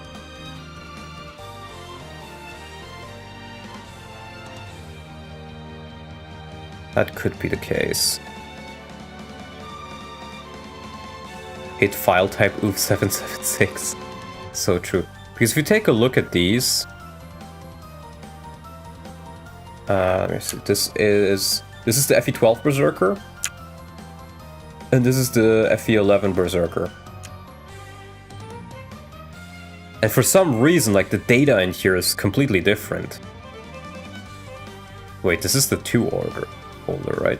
Yeah, it is 2. Both of them are decompressed, so maybe I can't actually do this.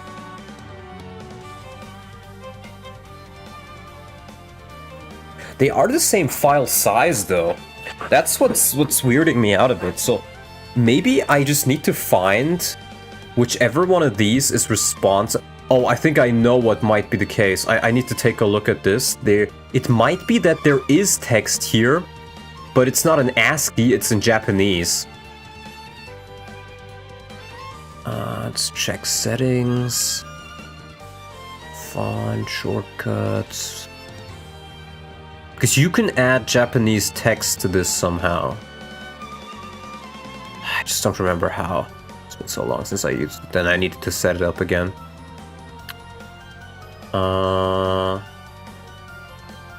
Import.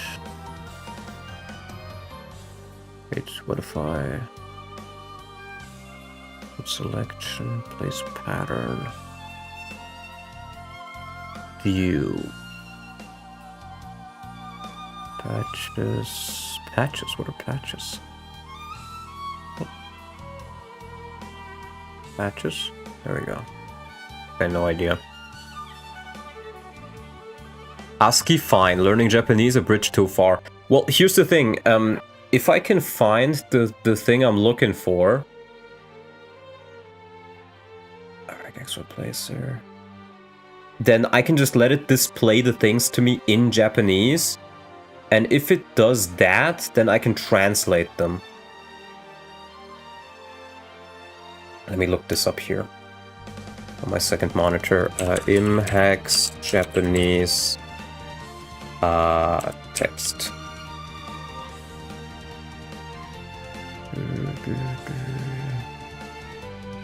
Shift JSI coding.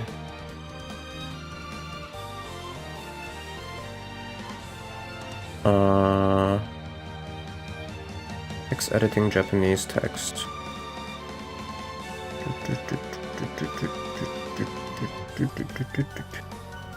How do I enable Japanese text via Shift JSI in Imhex?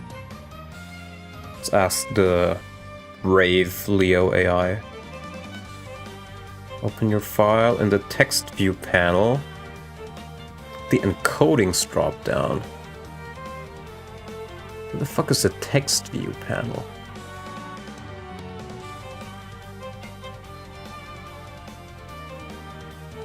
Object import. Oh, it might be that I need to save the project. Oh no, close. With Imhex? Let me restart Imhex. Maybe I need to do it in here? Without being in a project? Font, plugins, no. No. Because I've definitely used it before. Theme manager, content store. Workspace view.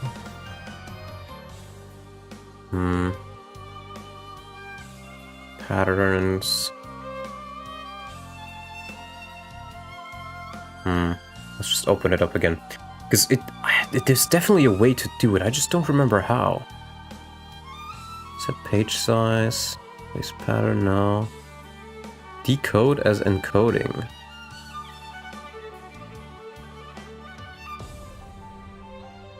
Settings. No. No encoding selected, wait. Select encoding. Should be Shift JSI for the Japanese one. JSIX. Shift JSI here. Open.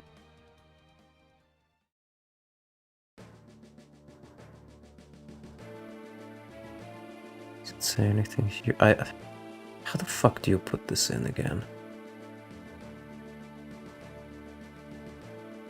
Fill, remove, insert, size.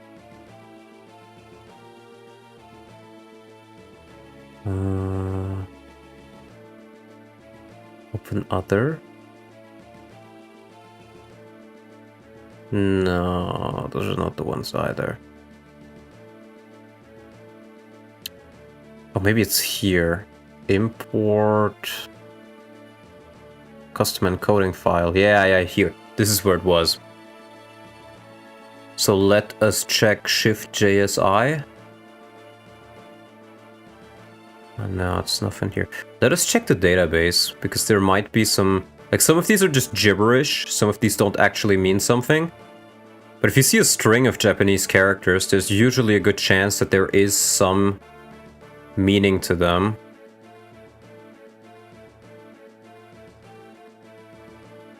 I don't think anything is in the database file, though.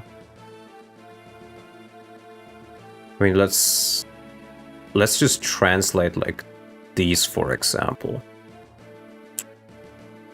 Just throw it into Google Translate. So, oh no, that's, I need to copy as custom encoding. There we go.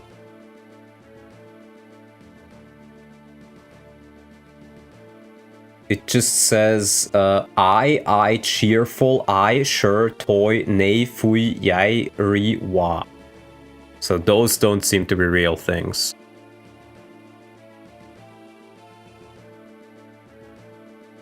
Oh, actually, let me check a file where I presume there to be Japanese characters. Like, let's check the... Is the Japanese mess file still here? No. But maybe this still has some Japanese.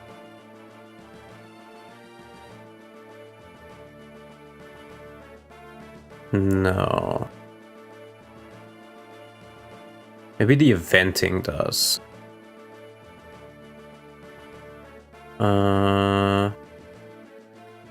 Just so I know if this is the right encoding or not, because there's several encodings that get used, and depending on which it is, I might need different ones.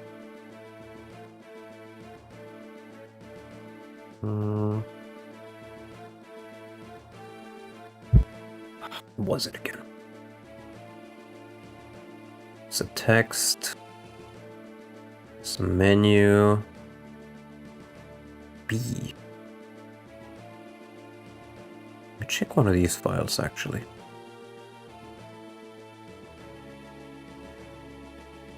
Ooh, maybe this is what I was missing.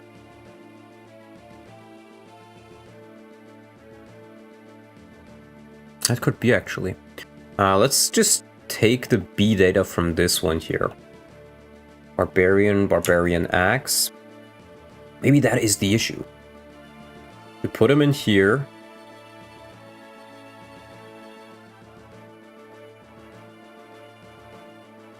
I think these are also encrypted, most likely. So let's see if they're encrypted. No, or compressed. They're not compressed. So I think what we will do is we will call these knight. And this one knight as well. And maybe that's what fixes it?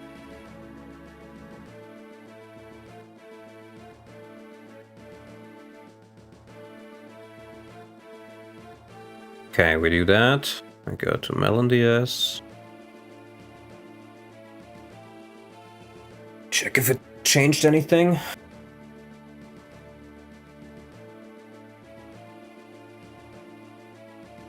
No. Still nothing. Okay. Gonna go. Alright, see ya. What if we go to night? And they were called D-Night in one of these, right? So let's copy both of these. And we do D_night. Maybe that makes a difference.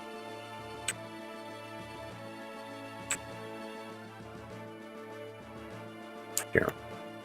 D_night.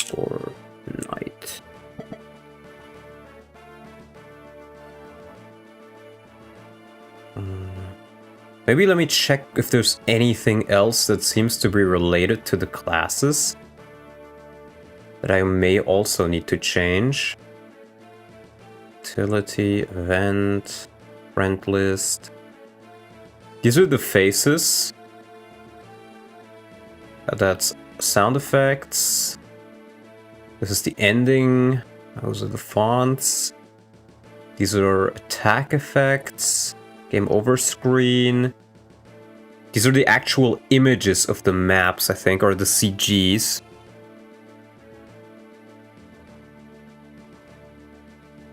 But there doesn't seem, this all seems to be map related. Camera, yeah. Some of these are the map objects, like castles. I looked through them a little bit, but most of these you can't really get into the thing. Job slide. That's a reclass menu. Link. That's a link arena, I think. These are the texts. Map. Well, this is map related.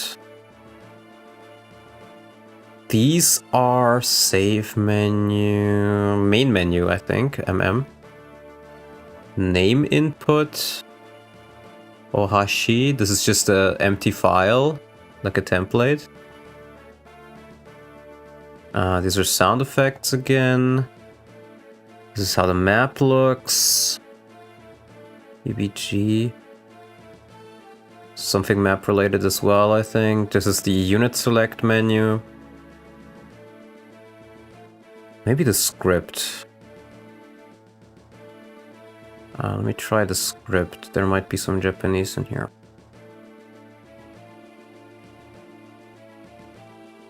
Ooh. What about this thing here? Copy as custom encoding? Yes, this seems to make some sense. This text here is boss battles.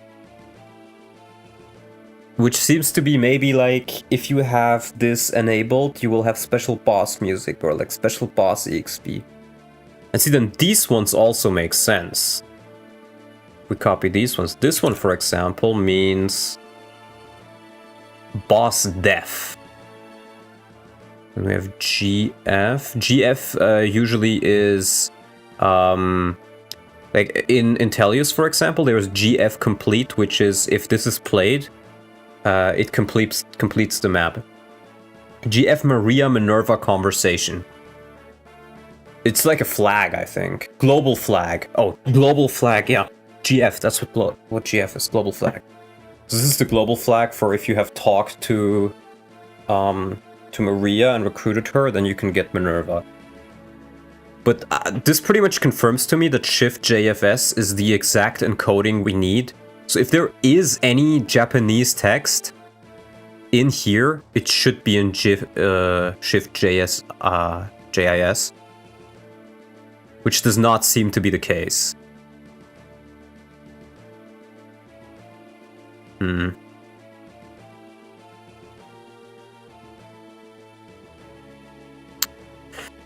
That is unfortunate. That is quite unfortunate.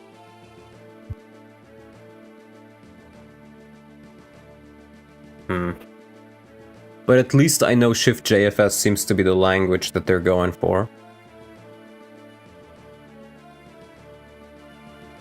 Why is this not working?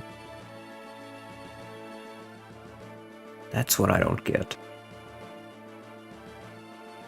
Okay, this might be a long... Oh, I still have a couple of things to look through. These are something related to portraits, shop data, sound, title screen, transport, I'm not sure. Oh, convoy, troop, name input, menu item, charm menu. Not quite sure what this is, actually. Battle endurance. Yeah, these are all the other windows. So anything that is related to class... Hold on, actually what I can do is... I can take a look at the editor, because there are some notes here. That were written like 15 years ago. Customization? No. Class list. No. Documentation. Animations here. When a character is set to use a weapon they normally do not use, it appears they what? When a character is set to use a weapon type they normally do not use, it appears they auto... Oh, this is like weirdly formatted because of the word rep. Let me just double this. It appears they automatically use Marth's animation, which is probably the first animation in the set of animations, which explains why it is used as default. Sword, Marth attack anim. Lance, Marth attack anim. Axe, Marth attack anim. Long range weapons, null range attack, shows range animation without any hit, HP depletion, etc. unless a magic sword is used. Bow, null range attack, magic null range attack, staff unable to fight with. The exception to this is that the unit already has an animation set to that weapon. Sheeta doesn't use Marth's anim for lances because she is set to use her Pegasus Knight animation. Okay, that does not really help me all that much. Database. Yeah, item data, class data, type.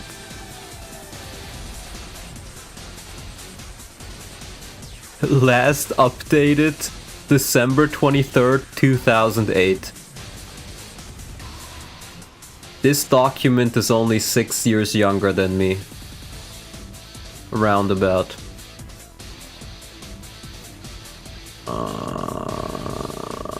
And I think these were actually written by Blazer, if anybody remembers him.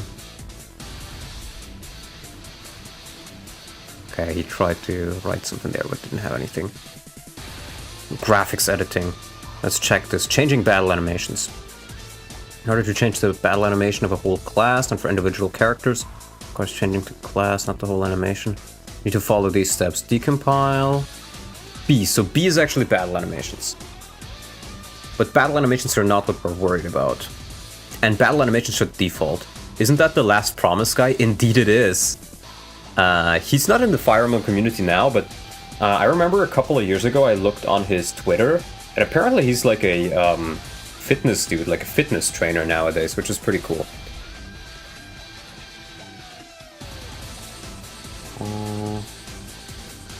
Rename the files of the animation.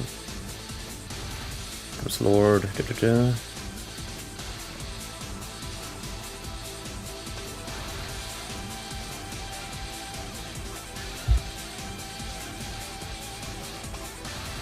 Copy paste the data of one file to another.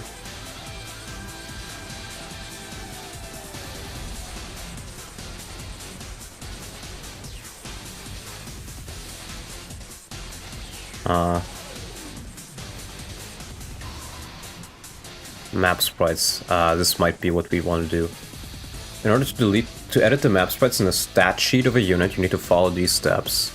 Data 3 class name. The palette file can be edited via a hex editor and contains the palette. All the other contains the graphical data for the different directions of movement. In order to shift around in the data, offsets are likely to be changed. If you're worried, don't bother using this.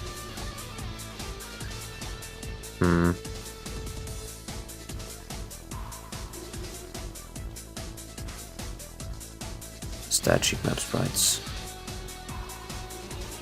The stat sheet of a unit. Thanks for the stream, it was interesting seeing all this. Alright, see ya Katari Ninja. idle file contains the actual image. Okay. Copying, pasting the files of one thing to another, you can literally switch the map sprites up. Remember to back up our file, blah blah blah, okay.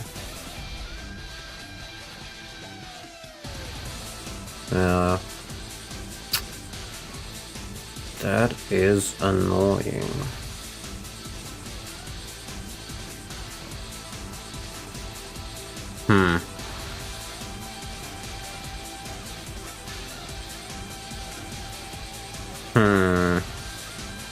Yeah, so there's nothing in here about it either.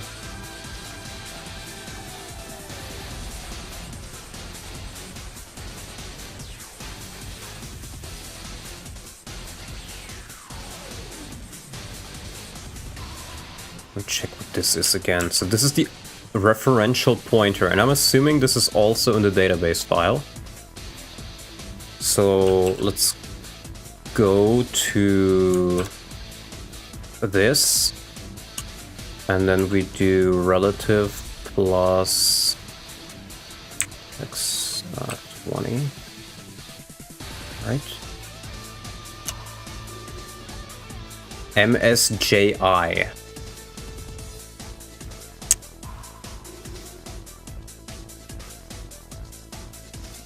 MSJI. I have an idea. This could be the name. This could be the name. Hold on, I'll check it here. Let's check the mess data. Because there's probably a system. Right, system, extra, ending, die. This is where text is generally located. It's decompressed system. EXP strength, okay, obtained, sniper, oh, this might be where the names are. Ramadan. Here, night.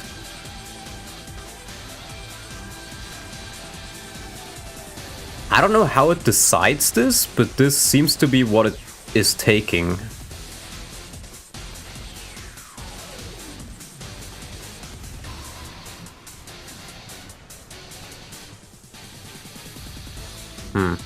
But yeah, this is where the item names are as well. What are these ones? Let me check these. Copy as custom encoding. This translates to... That's Chinese? No, that's not Chinese, is it?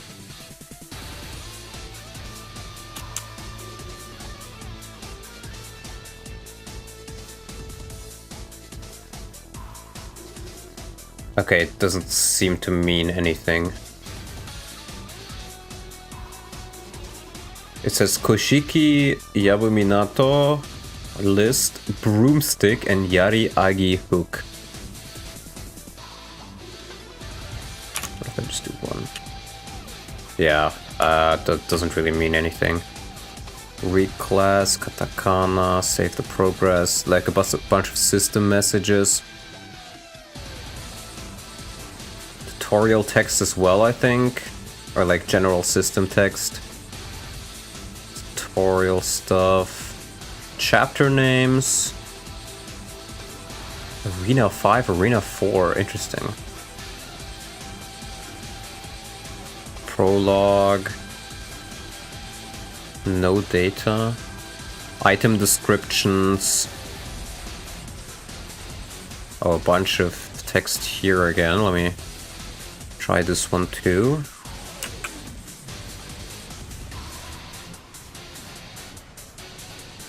Okay, I can show it to you. So it says a bunch of text is indecipherable, and then it says BBB, spleen, puss, hawk, threatening, take fin, observation. What if I try Chinese like it suggests? Yeah, I kind of doubt it. It would have been able to pick up on anything. So maybe this is just formatted in something else.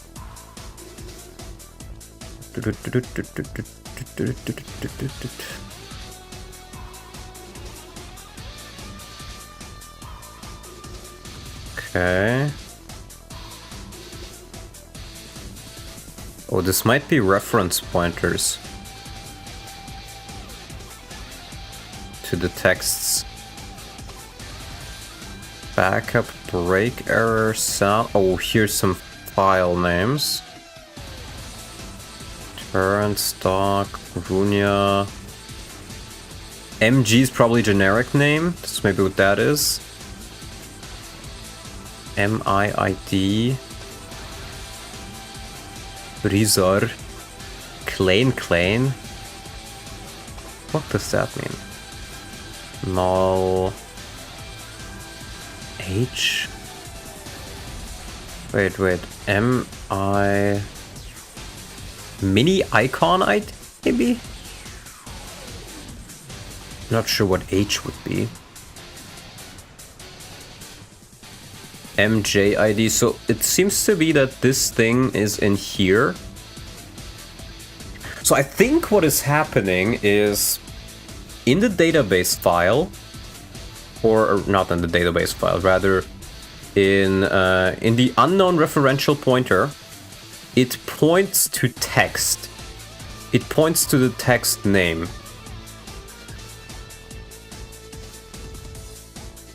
Just hold on.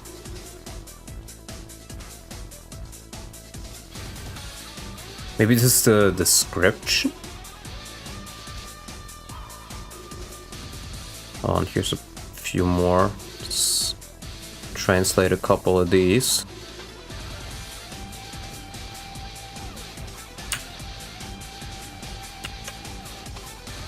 Log, environment, surrender, instruction, end, interruption, unit, practice, end, no action, orders, log, environment, surrender. Okay, so this seems to be some sort of commands, maybe. Broken, earth orb. Initialize.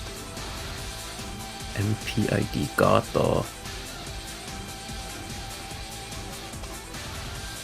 Player name, maybe. Mess for text, and PID is player. And no. Ricardo Roger. PDEF. Shop. MS Lava, save point. These seem to be terrain types, MS. List animations, menu item, Wi-Fi errors. What are these?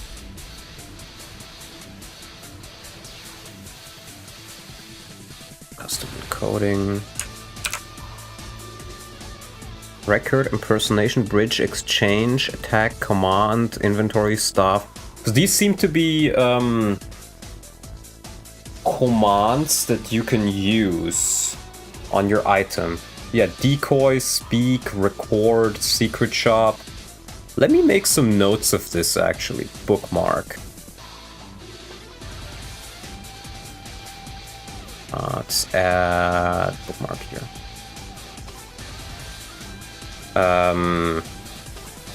Unit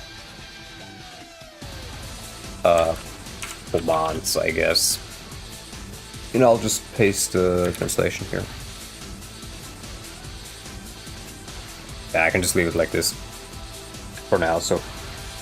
Okay. Okay, impersonation is, I think, like the command that Zane uses, for example. I'm not sure if these are just the names.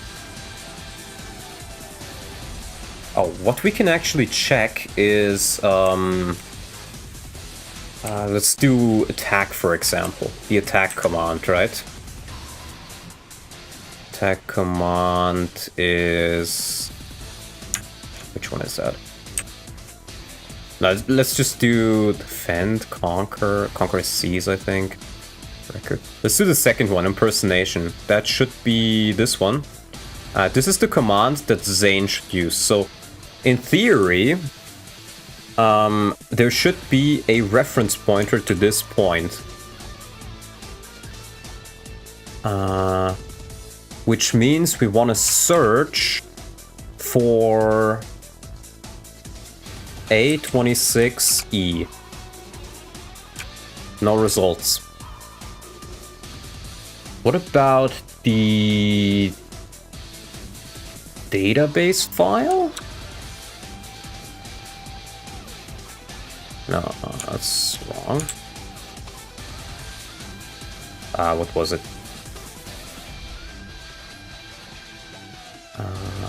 Here. A26E. A26E.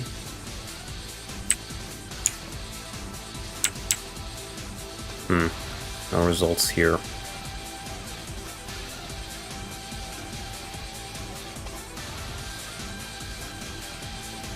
Because it has to point to... Oh, what if we try this one, actually?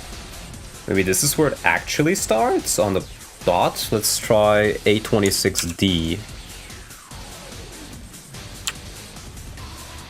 No results here. A26D. No results here. Okay, interesting.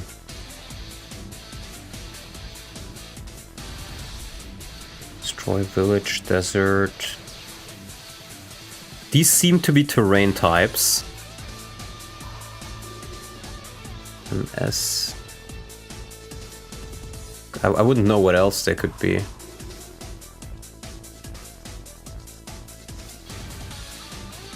MPID.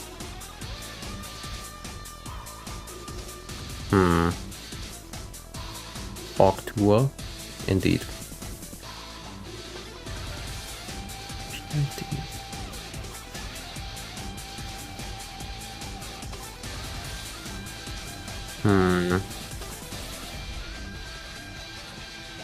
Select a voice. This game had voice chat? That's crazy.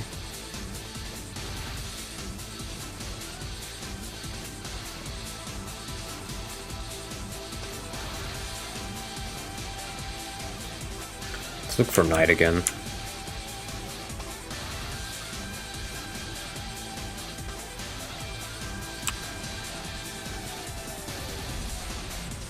Night.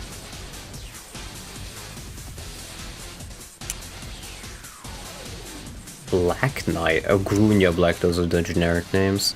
Night Killer, Armored Knight. Knight. What, Knight F? No. Seems to be just Knight. They seem to be using the same class. What if I change this to...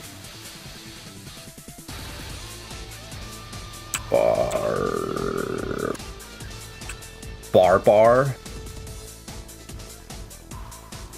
Let's just try if this works. And then we recompress it and see if that makes a difference. Let's also rename this one to backup. We recompress. I'm interested to see if this actually changes the name of the class, like I think it will. Right, we have that, so we now repack. Oh, no. Yes, hacking. There we go. See if that changed anything.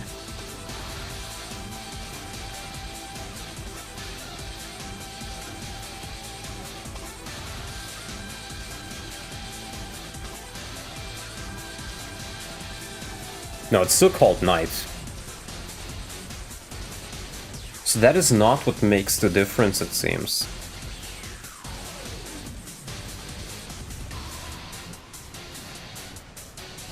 So MJ IDs are not the names of knights, it seems. Let's search for that one as well. Or if we... No. Keep that the same. I would have assumed it is. Oh, actually, maybe that just changes the ID? No. No, that seems to be the class name. Doesn't have any ID before it. This probably is the ID. Hold on, what was the data here? DDA9.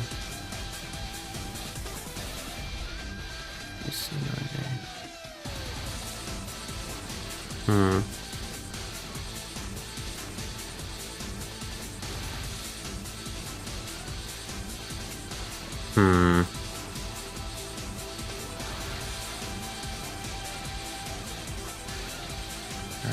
X.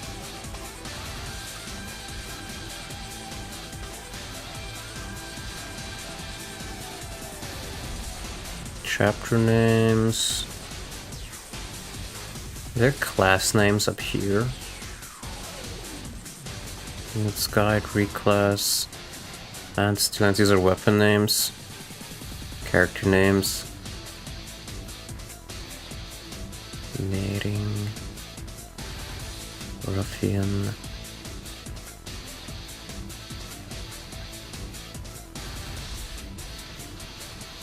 Oh, here's some class names actually. Oh, but this is the thing I changed, I'm pretty sure.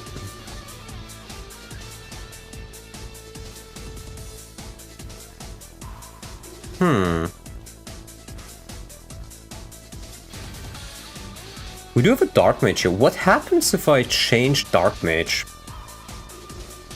Let's just call him Cool Mage. Is FE12 easier to hack or is it equally hard to FE11? It's pretty much the same. Let's save this. Let's recompress it.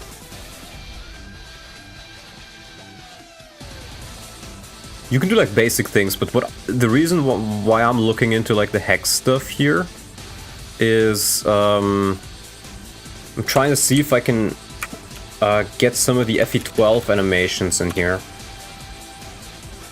And it's mostly working, but some of it is not. And I'm kind of trying to find what the issue might be.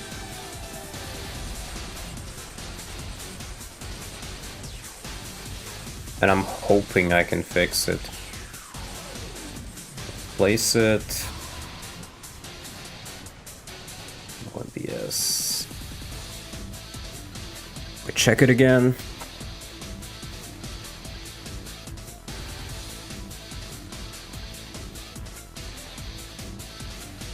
This should be the name, right?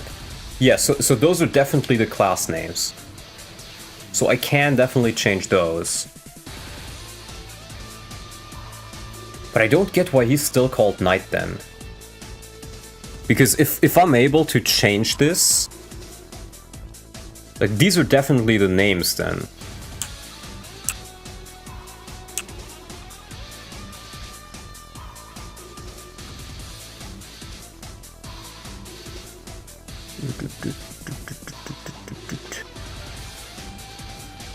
Dummy Knight Sage. Yeah, I imported the animals. As you could see, the idle animation for them is fine, but once you start selecting them, the game crashes. But I'm not sure if that's due to the fact that they're an enemy-only class, so they just don't have an active selection animation, which is just like to say that even if you hacked in the class in FE12, they also wouldn't work. They would also crash. I did the only FE12 exclusive classes. No, there's also Emperor Harden, there's Ice Dragon, there's Dancer, and I think that's it. But yeah.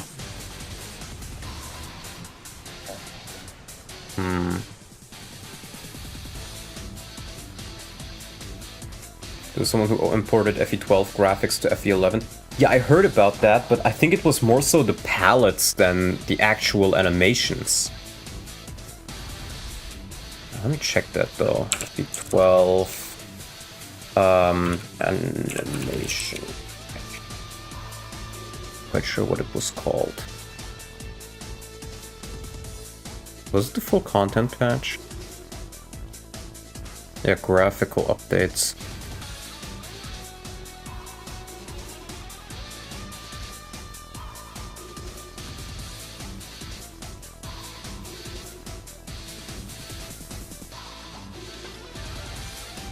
Yeah, I mean, if we take a look at this with FE12, yeah, they're definitely different. They seem to work here, so it might legit be the case that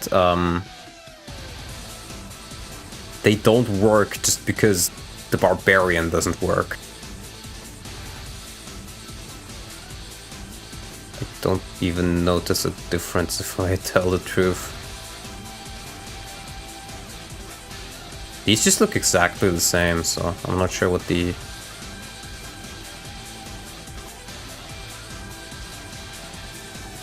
Yeah, I don't know what the thing is here. Oh, the belt is slightly different.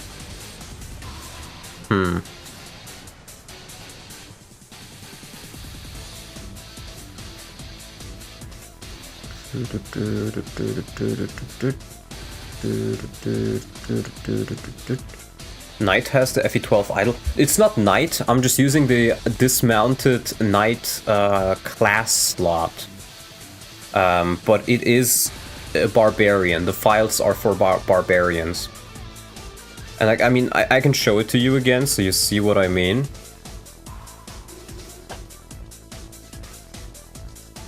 Like, if you go here, and notice I have the Barbarian right here, right? And he does have the idle animation. The idle animation works just fine. But you see, when I hover over a unit, they get like their like selection animation. And if you then select them, they have yet another animation. And I think these might be missing for the Barbarian because they never intended somebody to actually use them.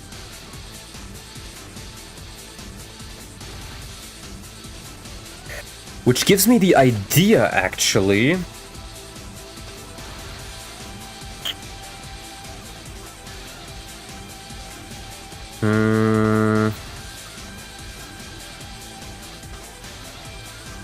Which gives me the idea.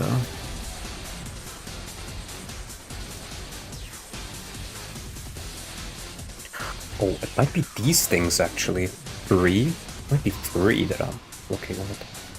Oh! Oh wait, I think I was looking at the wrong folder, because I think I edited 2, but 2 is only idle and palette. 2 determines the palette of the map sprite, and idle animation is just the animation you see at the top here.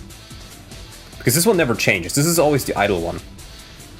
And then the 3 folder is the actual map sprite. So let's look into Knight again, which is where my Berserker is located. Or let's put it on a second tab. And then for comparison, we'll grab Berserker again. Yeah, I think I found the issue. I think that is the case, because if you look, there are 4 more files. He has an animation for moving left, right, up, and down. But he is missing the actives. 14 defense at chapter 1 is evil. They're not fully balanced yet, Oof. I'm mainly just trying to see if I can get some things to work. But hold on. This means, right, there's active 0, active 1, active 2, active 3. And it's only those 4 that's missing. So what if we take the idle animation... We copy these 4 files, right? And then we call them... Can I edit these manually? No. Call them... Active 0. Active 01. Active 03. Or actually, this is active 02. Active 03. And now technically, they have the same amount of files. You obviously won't have a unique animation for being selected. It will still just play the idle animation. But maybe that's fine. And then we might be able to edit the palette as well to have a player palette too. But just with this change done, let's pack the ROM again and see if this fixed the issue we had. Because that would be pretty big. Okay, we're gonna close this. Oh no, not Beastness. Fuck you, Beastness, I should remove you. Medeus Mode. I think now it works. I think this was the issue. Yeah, I fixed it. So yeah, he doesn't have a unique thing, a unique like movement thing, but the animation itself works.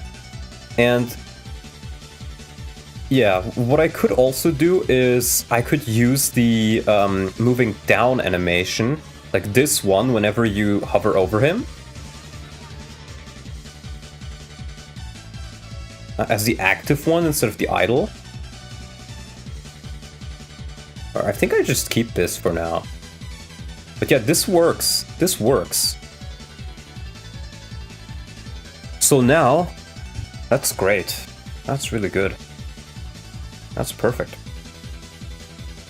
Now let's take a look back at this. We gotta change this again since it didn't take my changes in. Let's just give him access. Oh, it already has it. Did I maybe not? Oh, I didn't insert it into the game. I didn't rebuild the data. I gotta do this. Let's get...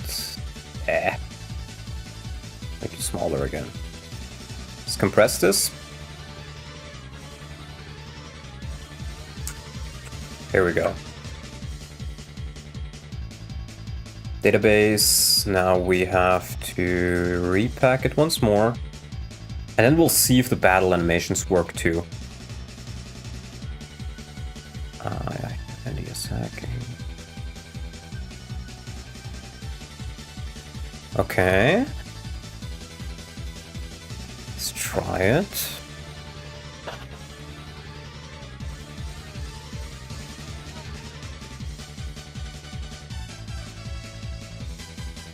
Oh, he's E rank, of course. Let's just let them move closer.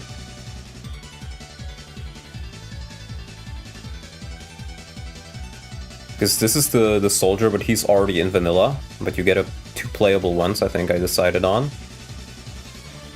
The captain. And let's check how this works. It does work. It does work flawlessly. Beautiful. Beautiful. Okay, that's amazing. That's so amazing, I'm gonna do a piss break. I'll be back in a sec.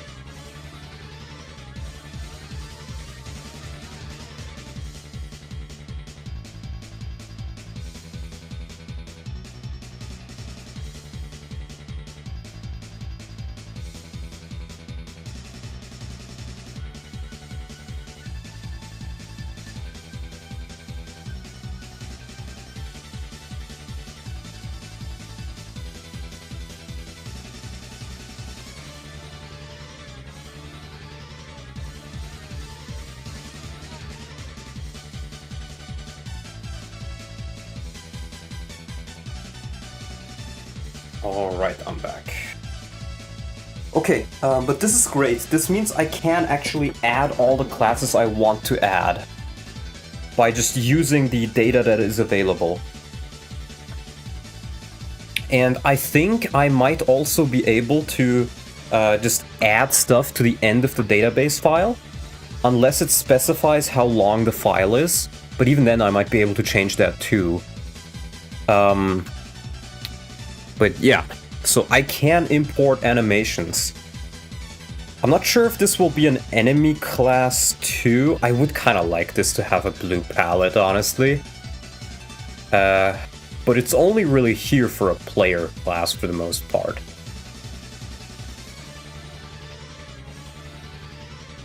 Yeah. But this is great. This is very huge. Okay, I'm happy about that. Let us go out here. I'll go back to the text editor.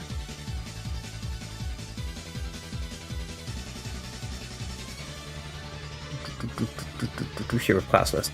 I named it Brigand, but it should be Barbarian.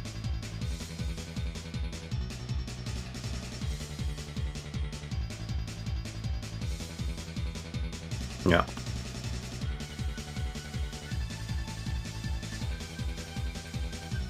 Okay. Okay, that's great. That's great. Go back to this one.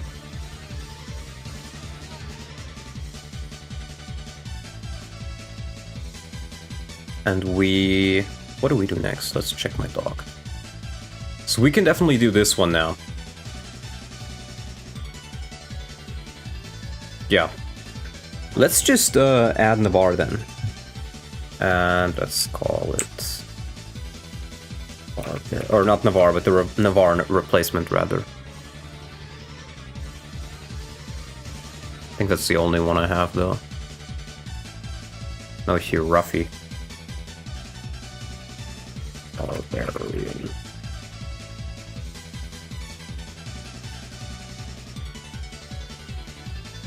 Nabarl? Yeah, Nabarl. Okay, let's go back to Nightmare. I saved this one, right? Yes. Now the class list should be updated. Let's load the data first. Database. And where is it? Let's just load all of these in. Class editor. And item editor. There we go. Class editor. So this one should, yeah, see, now it took my text in. So this is the Barbarian. And I think, let me double check it, but yeah, I looked at it earlier. So what did we decide? I think we decided 18 base strength. Hold on, here. No, where do I have it? Here, Barbarian.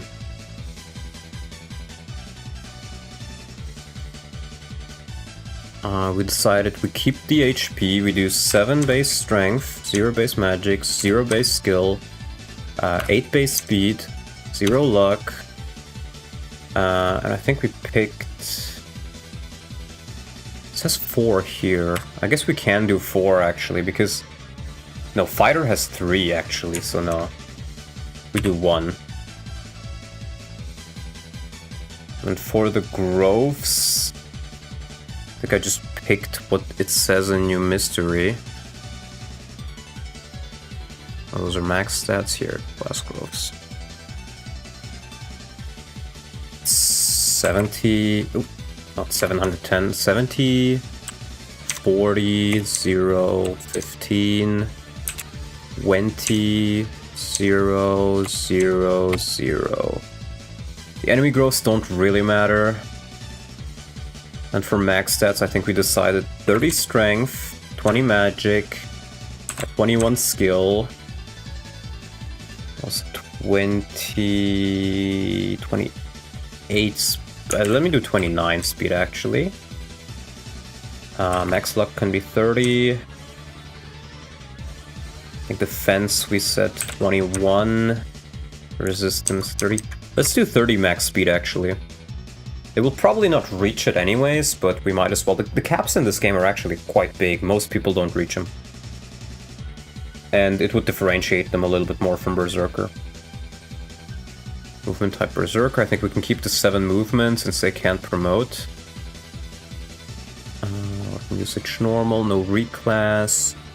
Male. I think I probably should give all level 30 class, or like leveling to 30 classes, the ability to use the boost.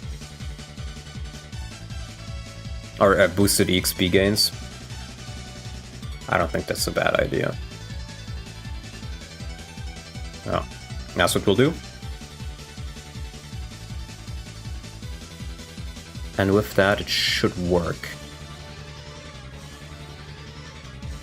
And then we can go... Double check I saved this. And now we go back to the disposition. Dispose. And it was Navarre, which is chapter 3. Go. Always on top. Or I guess I can just open it. Then the module. Net Dispo, chapter 3. And we open the ROM. Or it's not so much the ROM as it is just a part of it. Data, Dispose, BMap 3 decompressed. Chapter 3 editor, okay. So we have, where is he? Nabarl. We can now select Dismounted Knight 30. Yeah, we made him start with the Killer Axe.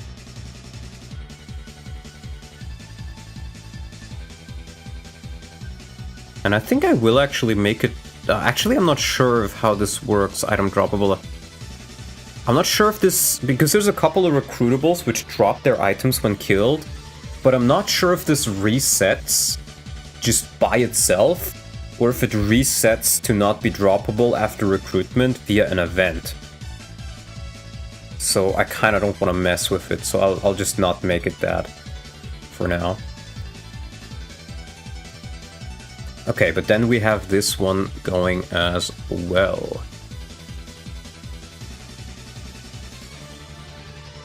And then let's just compress this again.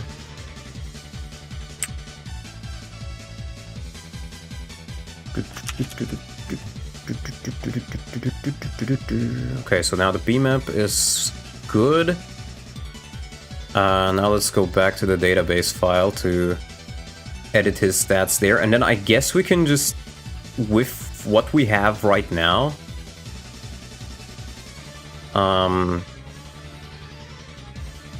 play through like the first couple of chapters, because I have not played them at all. Let's see, we wanted to do 7, 2, 0, 5, 0, 2, 1, 1. And then HP growth is 0, 0, 5,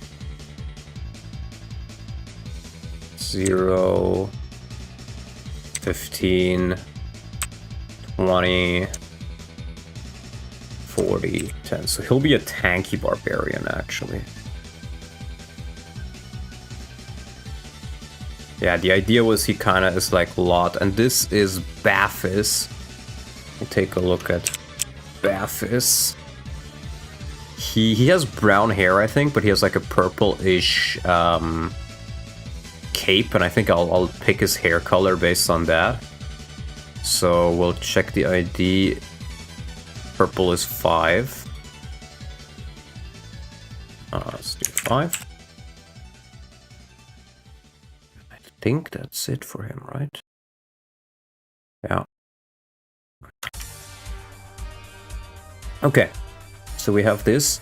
Now I do need to... Oh, well, I can't forget to recompress it. Data... compress... Oh, nope. Not help. Wrong button. We rename it. There we go. Database done. And I will actually go back to the number 1 dispo because I still have a couple of things in there that I need to change again.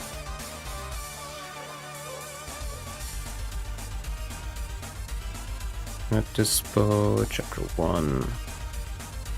Oh, wrong one. Here. He's an Earth Dragon, Dark Mage. Oh, I just need to apply the changes, I think. Soldier, Jav. You can go back to being a knight. You can remove these weapons.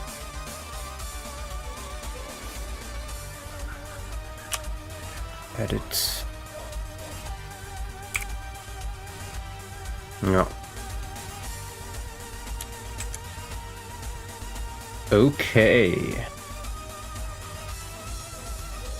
Okay. So I think now we can recompress this.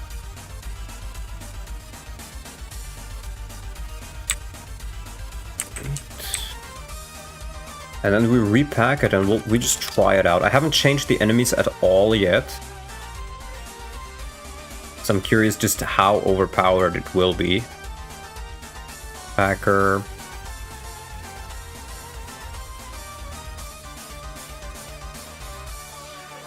Yes. There we go. Alright, you just want to see it. See my creation. Do Heart 5, of course. So he can still visit. Fast. Max movement, controls. Actually, I'll keep the movement on.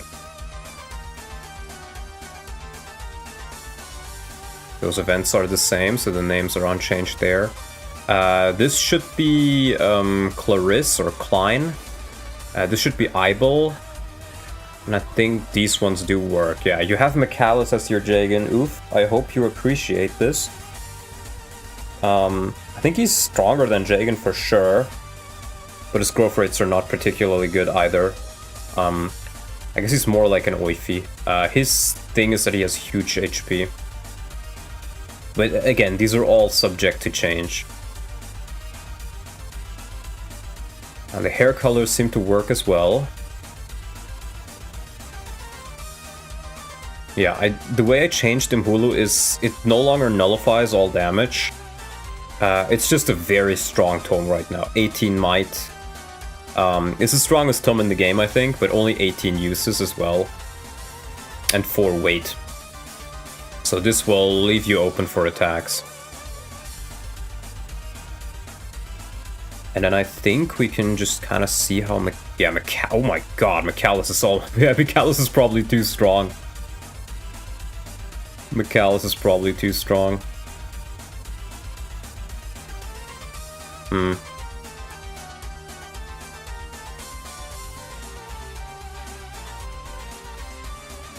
Maybe I should make somebody else the Jagan. Like looking at Medeus. Yeah, Medeus is also really strong. I'm gonna add more worm slayers and stuff, but I feel like maybe I should just let him start with a Firestone.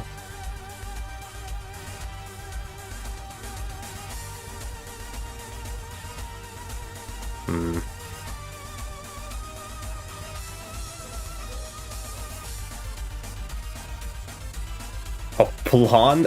Is there a single blonde girl in FE11 that can be an archer? I don't think so. I think that's a unique animation, actually. Yeah, an Ibel will be good enough for this part. He's a little bit more tanky than Doga. Not FE11. Wow, so that is just unique. Norn is not blonde, though. Yeah, the Knights don't have any special hair colors on display. Yeah, Garnef really dishes out damage with Imhulu if you need it, but it is quite limited. Clarisse exists in FE11, FE12, though she is a sniper. Yeah, this is Clarisse. I just haven't imported her portrait and stuff yet, and changed the name. And as sad as it may be, I think I may need to give the side bosses, which are playables, a different portrait. I may not be able to import all the portraits, I'll have to see.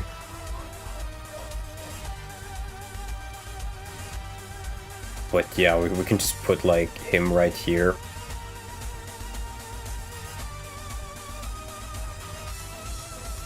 Drop a jab. Because the idea was... I can check Imhulu. Nice. That works too. You don't get to see that animation all that often, do you?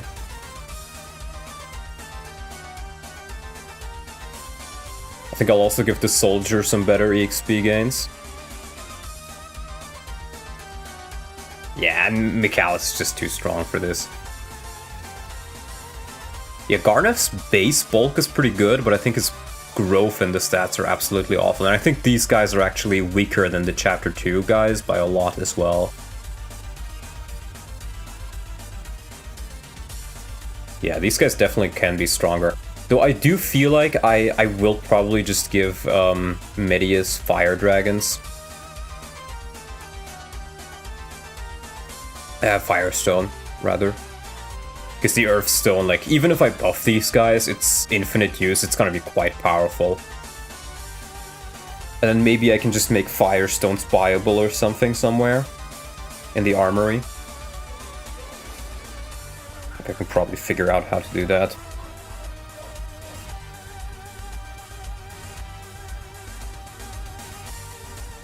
See if we can get a kill. Yeah, see Clarisse. Yeah, that's a unique animation. You really just never see that.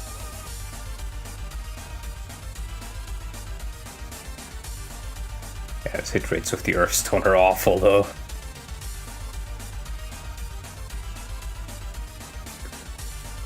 Make the Earthstone be the Falchion, just give him a Firestone. Yeah, maybe that is what I should do. But, so here's the thing, right? On one hand, yes. On the other hand, Marth does get the Rapier, right? So, giving him a Firestone just means he gets something. Maybe I could give him a Mage Stone too, but he doesn't really have magic for it. And I don't think a Mage Stone really fits him. Let's see, Captain. Nice.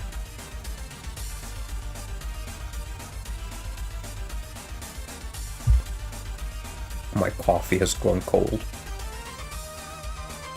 Yeah, you don't see any hair color on him either in this class. Give him Tiki's Divine Stone? Tiki is technically still playable. And I think him being the Divine Stone just wouldn't fit. I should maybe really look into if I can make the Ice Dragons work. Because if that is the case, then I think I will be able to just give him like an Ice Dragon Stone. But I don't think that's something I want to be doing today. Rance music, indeed, oof.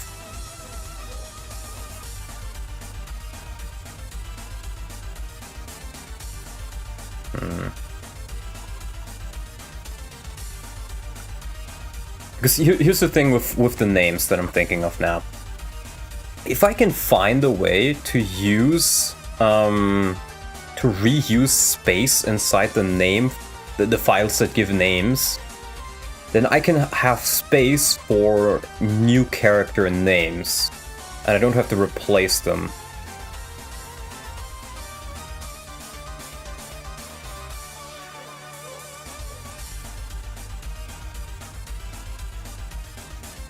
Captain, my captain.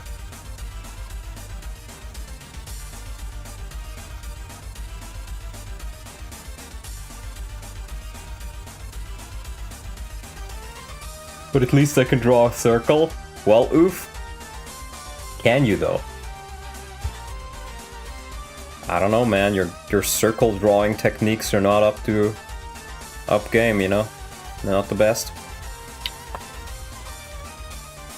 Or something, I don't know. Yeah, Rant's music absolutely goated. With forced co-pilot ads? Yeah, it's horrible. It's genuinely awful. That being said, I definitely am feeling the tiredness kick back in. I only had like 4 hours of sleep today, because I needed to wake up early. So, coffee or no coffee, I think I'll have to head off in a bit.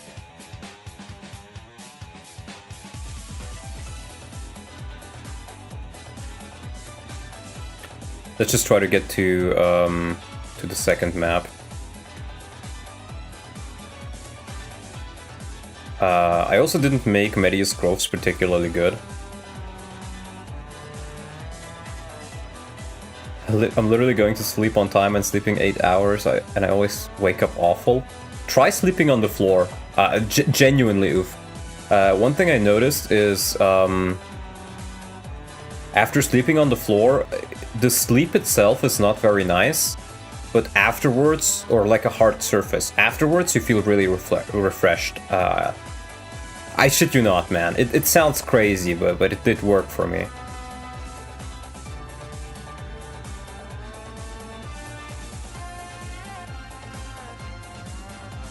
Oh, that's a kill, actually.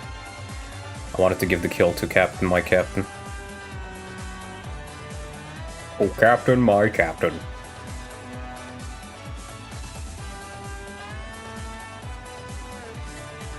And then if we can give everybody here a level to see how their growths are looking like, how the first levels are looking like. I know the growths, obviously, but... Dejanir, I can get a level. Garnef can too. I guess level 5, actually, or Eyeball, rather.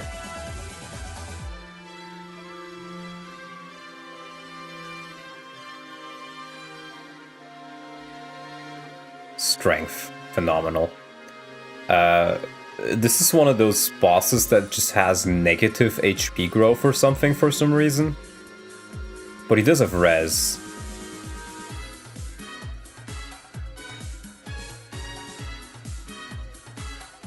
Bonk.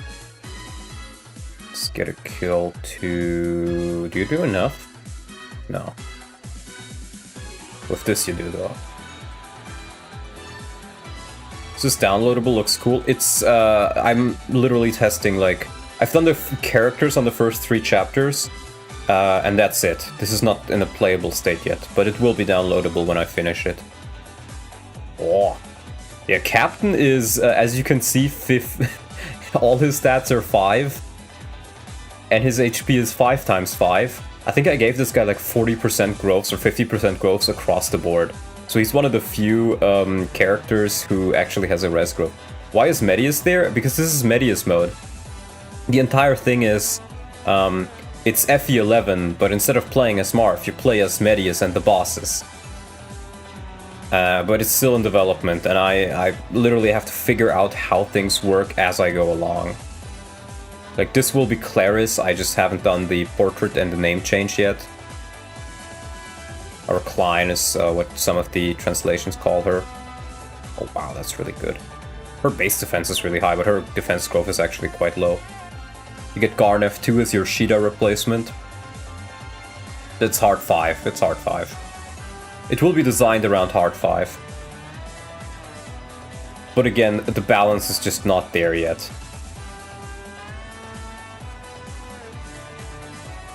We can get Medeus in here too.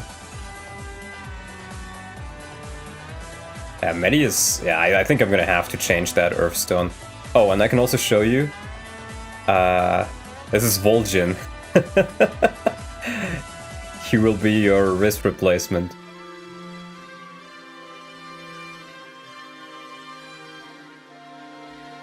The Might of Altea, you say? No, that's a fucking dragon, bro. That is the dragon, bro. You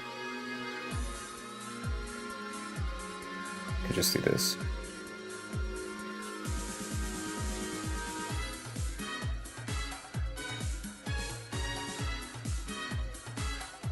on, Medeus. You can do it. You can kill Gazak, Medeus. I believe in you. The more things change, the more they stay the same, I guess. Yeah, the idea is that all the bosses will be replaced with the original playables, so I could make this like, I don't know, this could be Sheeta, or maybe this is Riss and Norn or something. I don't know.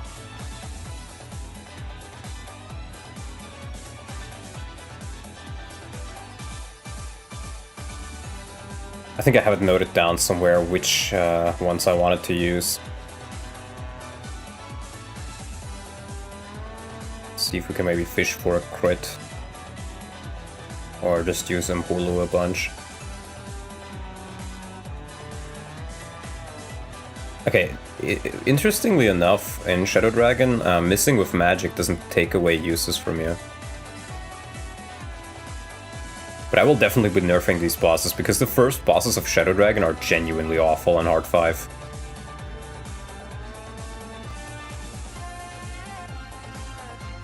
Genuinely awful, okay. We'll get a level on Ibel. Yeah, I'm a little bit worried that the characters will be too strong, but... Okay, and here you get your others. You get Gazak, Gomer, and Hyman. Dude, Hyman is so busted. The way I did him is his growth rates are like really, really bad. But his bases are amazing and he's level 8. And Gazak replaces Cord and Gomer replaces Board. And then this will be a generic. As you can see, this is the build. Yeah, he is... he can be strong and he will get the luck to use this thing. But until then, he'll be pretty weak. And this is like his only real toolkit. You can still make him work, Amgo. The generic hero. This will be Katarina. And then this, who is Castor again? Castor was Ibel. Who's Doga? Oh, Goober. Oh right, the Doga replacement is Goober, who was in DSFE and FE12.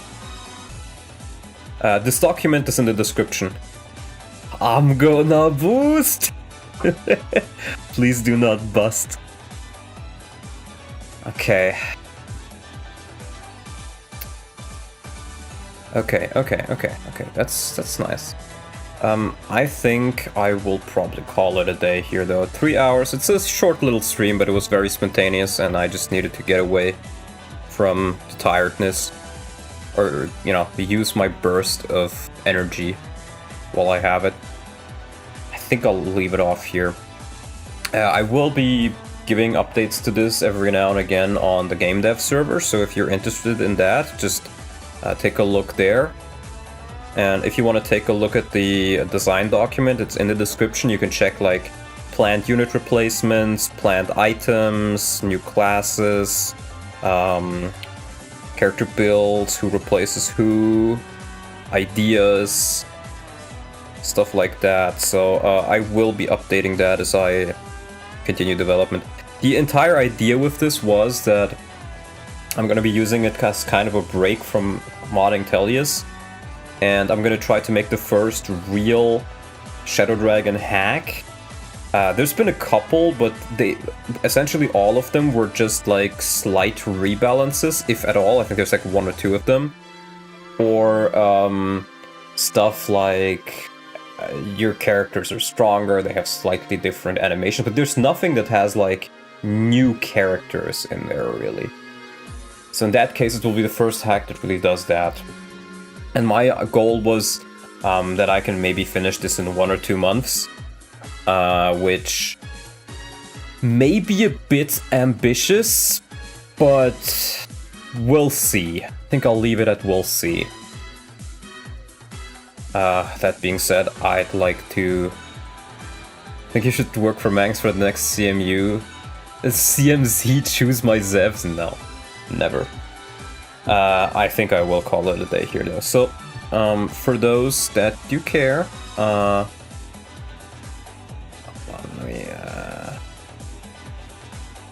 me show you guys.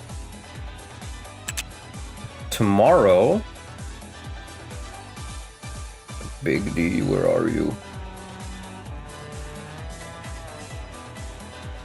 Live. Here. Tomorrow, me and Davis will continue with his Shadow Dragon Iron Man, where I am the co-host, so if you want to see that, be sure to check it out. It's been pretty interesting. We're in like chapter 15, I think? So we're relatively close to the end. 14 or 15, I think, and the game has 25 chapters, so it's probably not going to be all too many streams until we finish it. And we have some interesting combinations like Caster the Caster, or Sniper Wendell, Violent Sage, Maria Pegasus Knight, General Darrows, Dolph. And we had Mercenary Roger too, but he died. RIP. Anyways, I'll leave you guys off, and I hope you have a beautiful, beautiful day. Bye-bye.